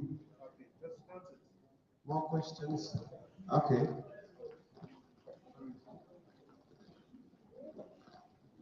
Good afternoon, everybody. My name is Camapign. I work with National Education Agency and the State Director of the National. I'm here to plead. I'm sorry I am late. I'm supposed to be here. And I was one for I didn't cross today. I want to commend the INEC officers here for what they taught us. INEC have really gone a long way. It's a comment, not a question. I want to commend them, and I want to commend the organizers of people with disabilities. I want to commend them a lot because they have been trying and they doing their best. For us in the National Education Agency, we are not counting the PWDs out because when we want to do orientation on modernization or sensitization of anything, go to the market and do it, and they are not left alone in the market. We go to the churches, and then some stakeholders, we also talk to them. So I'm grateful to everybody here. And also beg that maybe next time we are doing this type of thing, we want to be part and parcel of it. We collaborate on. I've met Shamaka before, and it was an interesting meeting with her. So I would also want to be part and parcel of it. Anytime you are doing anything, even in your meetings, I would want to be there because we are having an inclusive something with the PWDs. So we're not left behind. Thank you very much.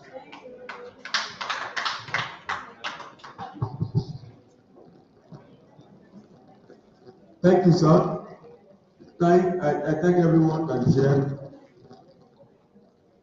What the INEC official said, explained to us, and also helped us to understand a lot. Even all the things that she also showed us, it also helped us to understand that they are ready to include people with disability this time around. My question is, as you have said, there are people who are PVC since 2011 or 2015. They should go and update to be sure that their data match with their name or thereabouts. Should we go to our polling unit or INEC headquarters? Where can we go to update our data? Because myself, my own is that since 2015, I registered 2015. Does it mean that I still need to go and check or to update it or not? Okay. Hello, my friend Emeka. Right? Emeka. You know when the MC say introduce yourself, someone close to you and look behind me. I got this friend Emeka and Maxwell. Okay. When I was talking about updating, that was what is supposed to be done when TVR was going on. Persons with disabilities are registered 2011. Yes. But if you registered in 2011 and now, you don't need to update anything.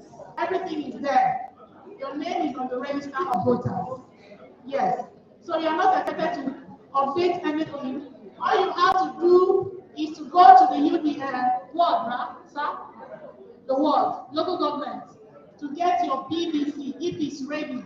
depending on, you have to listen to my boss to get the dates of those EDCs that are ready. Thank you. I don't know what that is. Like I said earlier, we are doing what we call display now. And the display we are doing is all about claims and objection. You know now, INEC is trying to clean up the register which will be used on during the 2023 election. You know, there are complaints here and there that there are, beyond like 8 people that registered in that, in INEC register, which in most cases may not be blamed on INEC. INEC is now calling on the public to now help us to clean up the register. How do we do it? Go to your various wards between the 12th of this month to 18th. Change the register because they're going to publish the entire register and display it with all the units and wards of 774 local governments throughout the federation. Go there and look at this thing. You may know 1 or 2 people there. Probably somebody that has died and you know about it. Please go to the NEC local government office, speak a come and share. Give us the data of this person so that the name will be removed from the register.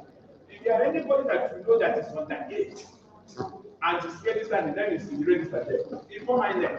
This will go a long way to help us. Even on your own, if you are, if you are among the people that did the current continuous register, the registration, your name might be wrongly spelled, or one of the stakeholders, might be there in your name. Inform INEC, you will give a form to fill, so that these corrections could be made before we finally come out with a clean register that we can use for 2023 election. Thank you. All right, let's take some phone questions. More questions? Okay, let's get through here. Good evening, everybody. Mine is the question and little selection. I want to suggest that INEC, handling human beings is something that if you don't take time, it's very difficult sometimes. So my suggestion is this: I had a terrible experience sometimes with some ad hoc staff.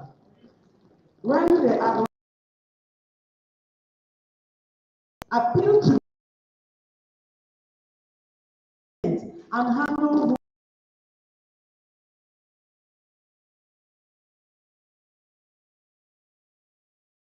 is not what it wasn't what INEC planned.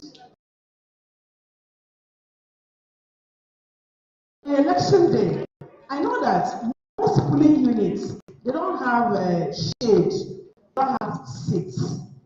Like somebody, my polling unit is at ShopRite. You can imagine how open ShopRite is. So I want to know, is there anything INEC is doing to make sure that when persons with disabilities come to the polling unit, we will be handled, giving them the preferential treatment? Because I know I cannot stand under the sun. So I don't have to go and queue. All these things, they demoralize, they discourage. If you tell me to go and stand under the sun and queue, I will leave. So they have to let the ad hoc staff know that when a person with disability, somebody who is on the when the person comes, the person is not standing. You will handle that person and the person will leave. So that's just what I want to do. They won't mess up what INEC has done. Thank you.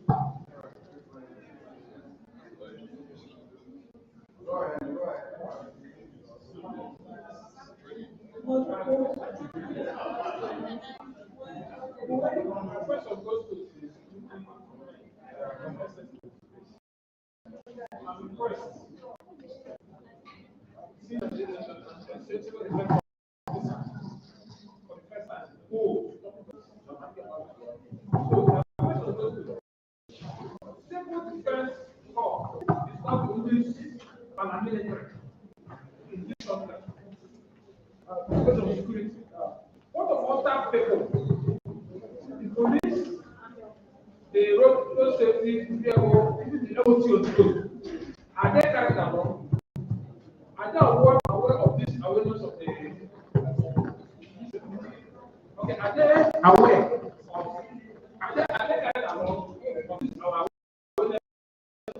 people with disabilities. That's what I want to discuss. So I want to know all the police. Here in about maybe after all this plan and all this plans, I think of all these things. What maybe is an MOT. What are the MOT? Because we are several one or the other. That's my no other from that's my question.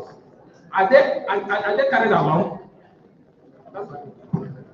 All right, 2 more questions and then I'll get back to them. Any more questions? Okay, I'll get to you. Just go straight to your questions.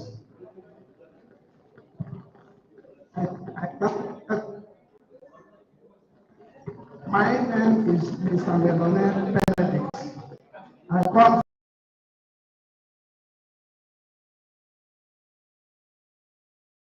There is a question I want to ask. When the INEC recent electoral commissioner was talking, he says that the INEC had both manual and electronic devices for the incoming election. And I would like you to highlight to us a little more on what informs for the both method of election. In addition, we are very thankful for these organizers of this because it has built to fiscally challenge more light in their mind, like something about the disability bill that is being discussed in the Enugu House of Assembly. As I was coming into this hall, a makeshift bridge was made. That is how we managed to come into this very hall. This very thing, as INEC is key, should equally make a meaning to leaders in their various positions to do something very positive. A lot is required for the improvement of people who are physically challenged so that they can be making very positive contributions to the growth and development of their country. So my question on electronic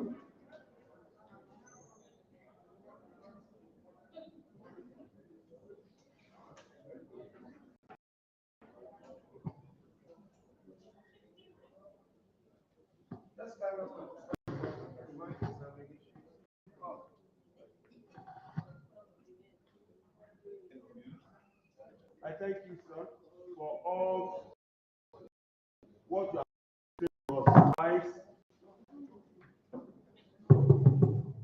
Some explain something that is clear to us, and also our security officer also explain many to us. Now, when it comes to the time of election, people say that disabled provide that they will do that. But people with 2 months at the polling units, and also the jail people will come, I can't hear. We'll just push the person away. What do you think? What do you consider to do about it? The second one.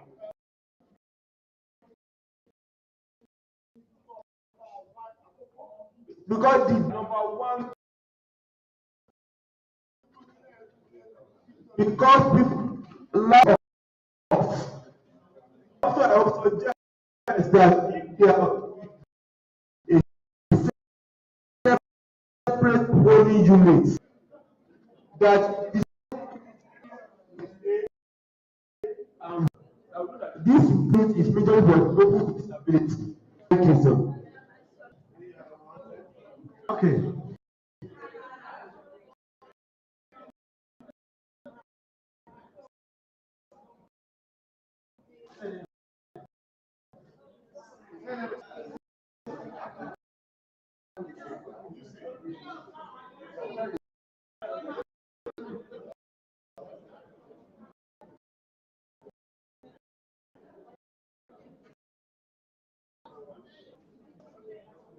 Good afternoon. But I want to ask one question. Ask for that question on the papers. I know there are speculations that day network that might help in the transmission of the beavers that some places might not have. So I want INEC officials to emphasize the beavers is now the faith of Nigerians now towards the credible election that we're talking about. It's the 5 votes. So please, the clarification on whether network is going to affect the beavers.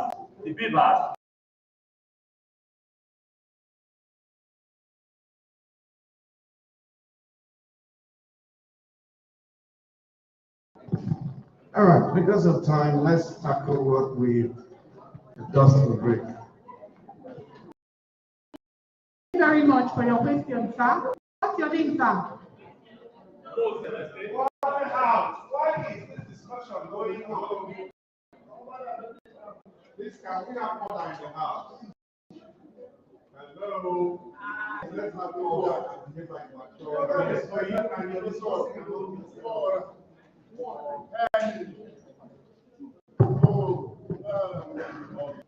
his name is Reverend Dr. Kuara. Reverend Dr. Kuara, thank you very much. And that's a blessing together. I put in place persons with disability. If you agree with me, we're not talking about exclusion now. We're talking about inclusion. For the blind,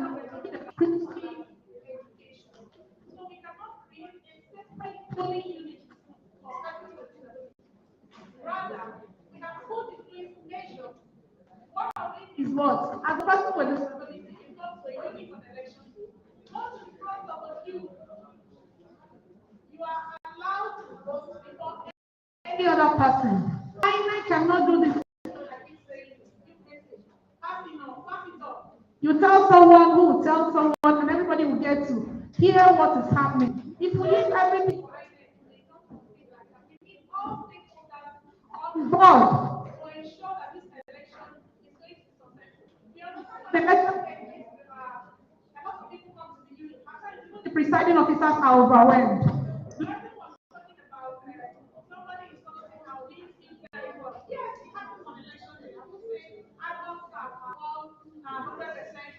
We train them. What do? We have to go back and keep training. We train and retrain. As an INEC staff, I've been on duty on election day to monitor what is happening, and you get to a unit. The brave ballot guide is there. You ask the presiding officer, please, can I see the brave ballot? He said, no, there is nothing like that. I insisted, please bring your bag, because I'm an INEC staff.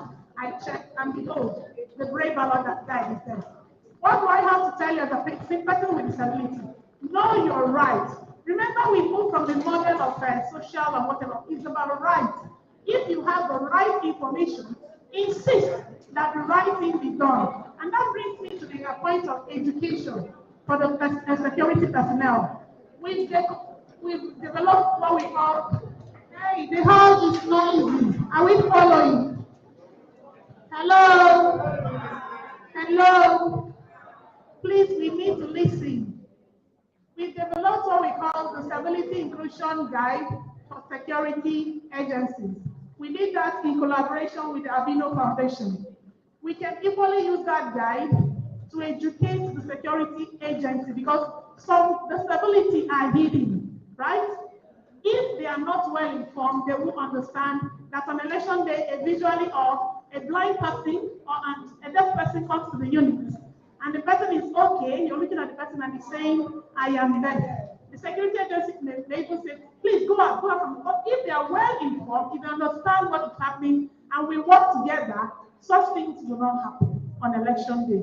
So all we have to do is to get to the front of the queue, let the presiding officer see you, you are allowed to be attended to first. And if persons with disability in that particular unit are too many, you can form your own queue, right? But as a person with disability, you get to the unit, don't go to the front of the queue. Presiding officers, we keep training and training. We may not get it 100%, right? But we keep doing what we have to do. But if you know your right, I will land with this. Somebody on a purchase went to a bank to withdraw money. He told me that by himself in Abuja. He got to the front of the bank and they said he can't use his clutches to enter, that he should drop it and crawl. The guy said, never, he won't do that. Why did he say so? Because he was well informed. If you know your rights, they won't mess you up. And then he said he's going to stand here and make noise, that they should call the bank manager. Do you know at the end of the day, everybody that was coming out, he said, they are not allowing me enter. It's my right to go in and get my money. They called the bank manager, and the man came begging. Please stop. Come in. Why? Because he knows his right. We keep training, but we equally need you to pass the information to everybody that needs to hear it. Thank you very much.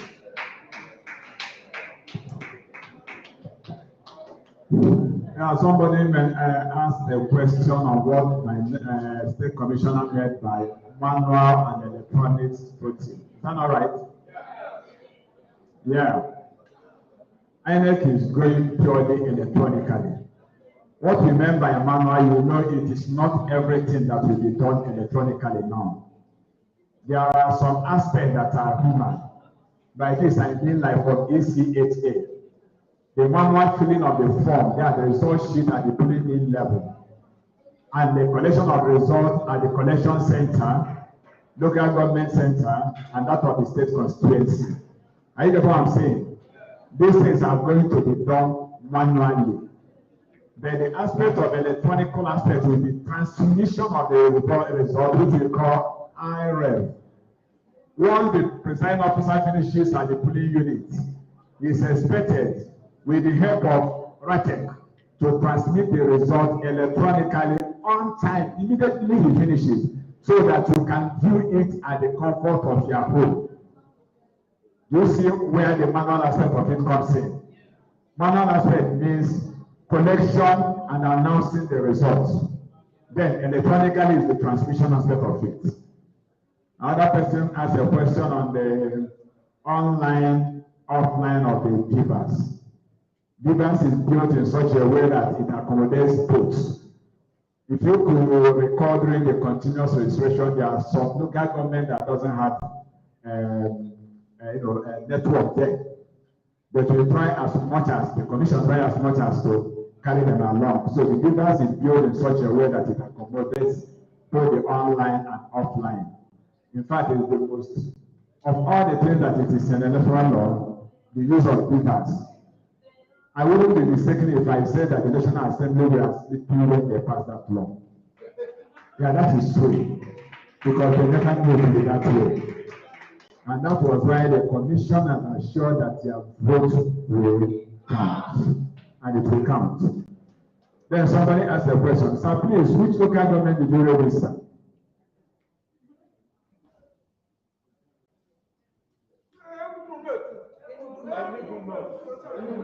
When?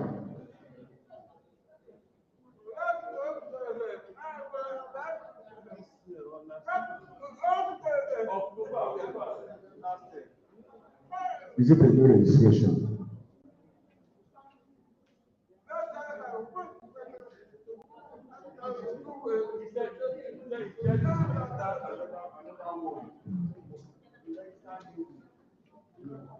Okay, just wait, the card will be out, The card will be out. They have not printed all the cards, even the one that was registered last year. Not all of them has been printed. Especially the transfer, update, and correction. Most of them is yet to be printed. Thank you.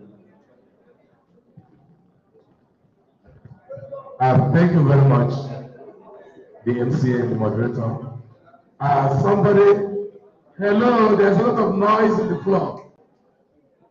Somebody asked question about security on election day. Yes, my brother, I want to inform you that all the security agencies will have seminars and workshops together. All the security agencies. And by the grace of God, I am one of the resource persons in that. So what I'm telling you is what the security agencies will do. It's not what personal or civil defense alone. No, it is all the security agencies. That is one. Two, MOT is not part and parcel of security agencies. They are not part of it. So if every MOT man disturbs you that day, tell the person you are going to have time for him. If he insists, report him to other security agencies. You understand? So that's about that. Then another one is that, please, if you are having challenges in a polling unit, you go to cast your vote. Don't make noise. Report to any security man around. Hello? As a security personnel in a polling unit, I'm there, you come to me and tell me you cannot stand, you cannot do this, you cannot do that. So far I identify you as person living with disability, I will take you to the referral officer. And I will be the one to explain to them that this person is a person living with disability. Please attend to him or her. And that person will do it. So we are working hand in hand, and by the grace of God, we will land where we are hoping to land. Thank you very much. Okay, thank you very much, everybody. Thank you very much. Our time is fast spent. We have to end it here now. I want to thank the panelists here for their robust and rich contributions and enlightenment to all participants here. Thank you so much, and we hope you will make good use of the information that you've learned so far. Thanks, and God bless you. All right, Andy, can we have you for the pictures? Madam, you can join them for the pictures. Andy, let's have the pictures right now.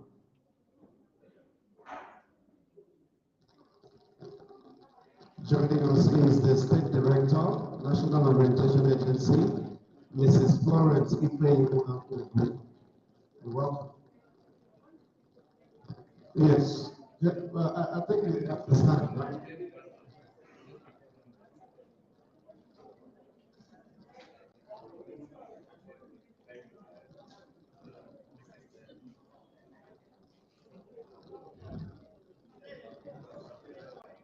Will you stand behind them?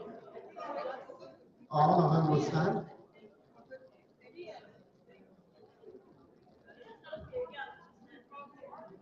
Okay, let's stand for, are they sitting or standing?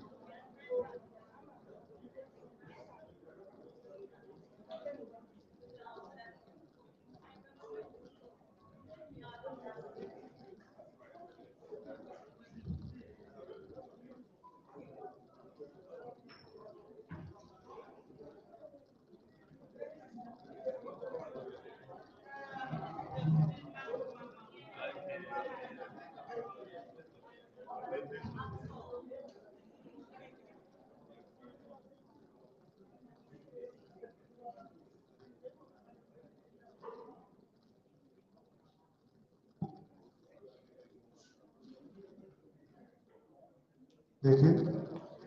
All right, thank you very much, panelists. And I'll just give the State Director a few minutes to just do a message, and then I'll bring Andy for vote of thanks.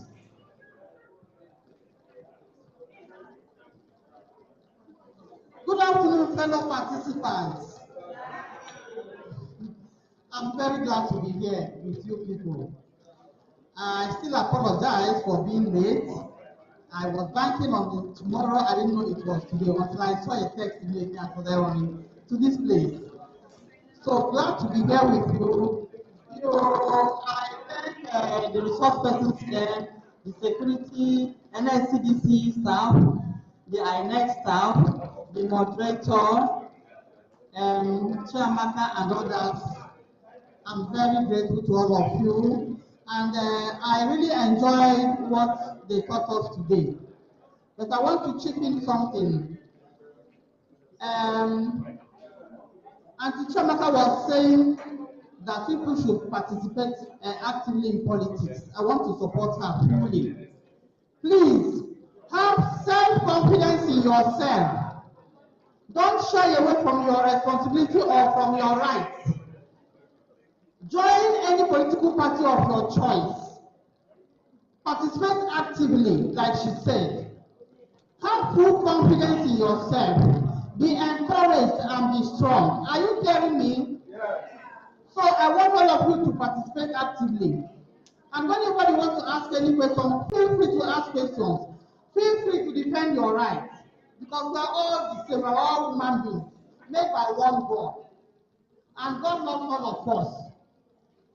For us, the National Orientation Agency, if you have any question anywhere you see us, please ask questions of anything, both politics or out of politics.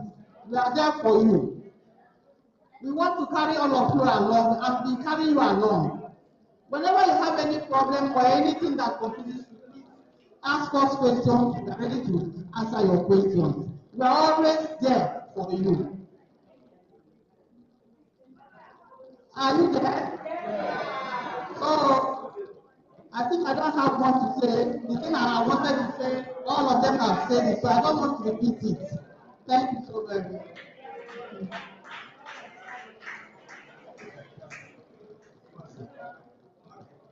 Hello.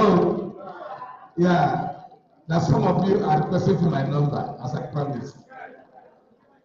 And before I give you my number, let me inform you that there's what is called situation room on election day. Situation room is a communication room where all the security agencies will have their representatives receiving calls, complaints, and reports from all parts of the state. You understand? When the time comes, we also give you numbers for that. But for now, take my number 080 372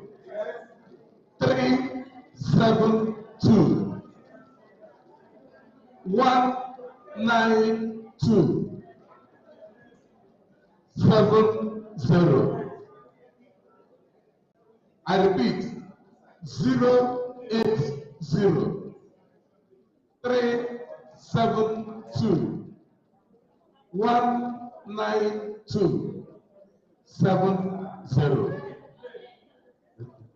My name is Denny Manuel. Denny, D-E-N-N-Y. Then Manuel, M-A-N-U-E-L.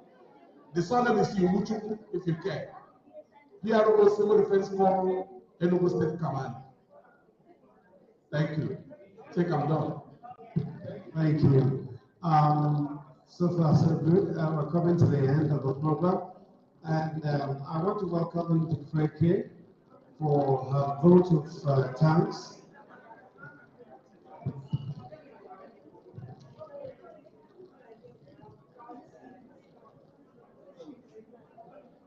Let's welcome Indy for her vote of thanks.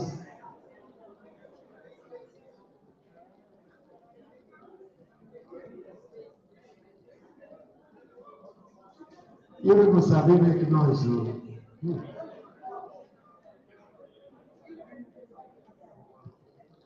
Thank you very much, and good afternoon, everyone. Please permit me to stand on existing protocols. So this is just to thank the INEC officials, INEC Enugu State, and INEC Abuja for honoring our invitation, to thank the National Orientation Agency. It's a privilege to have the state director here with us. And to thank all our friends from Anambra, from Ebonyi, from Abia, from Imo, traveling all the way to Enugu to participate in the ABLE2VOTE voter education campaign. Thank you very much. We have learned a lot. And one thing that we must all take home is, on the election day, your voter card is your pass. So even if you want to forget every other thing, please do not forget that, and endeavor to participate in the elections actively. Thank you very much, and I wish every one of us a journey mercy back to our various destinations. Thank you. Darling, and please, just to note again, I want to count. If you know you have your PVC, please. Yes, there is a fight. Okay. Okay, thank you very much. We are grateful. I think that marks the end of the campaign. Thank you very much. All right, thank you to all of you, and as you go, God bless you.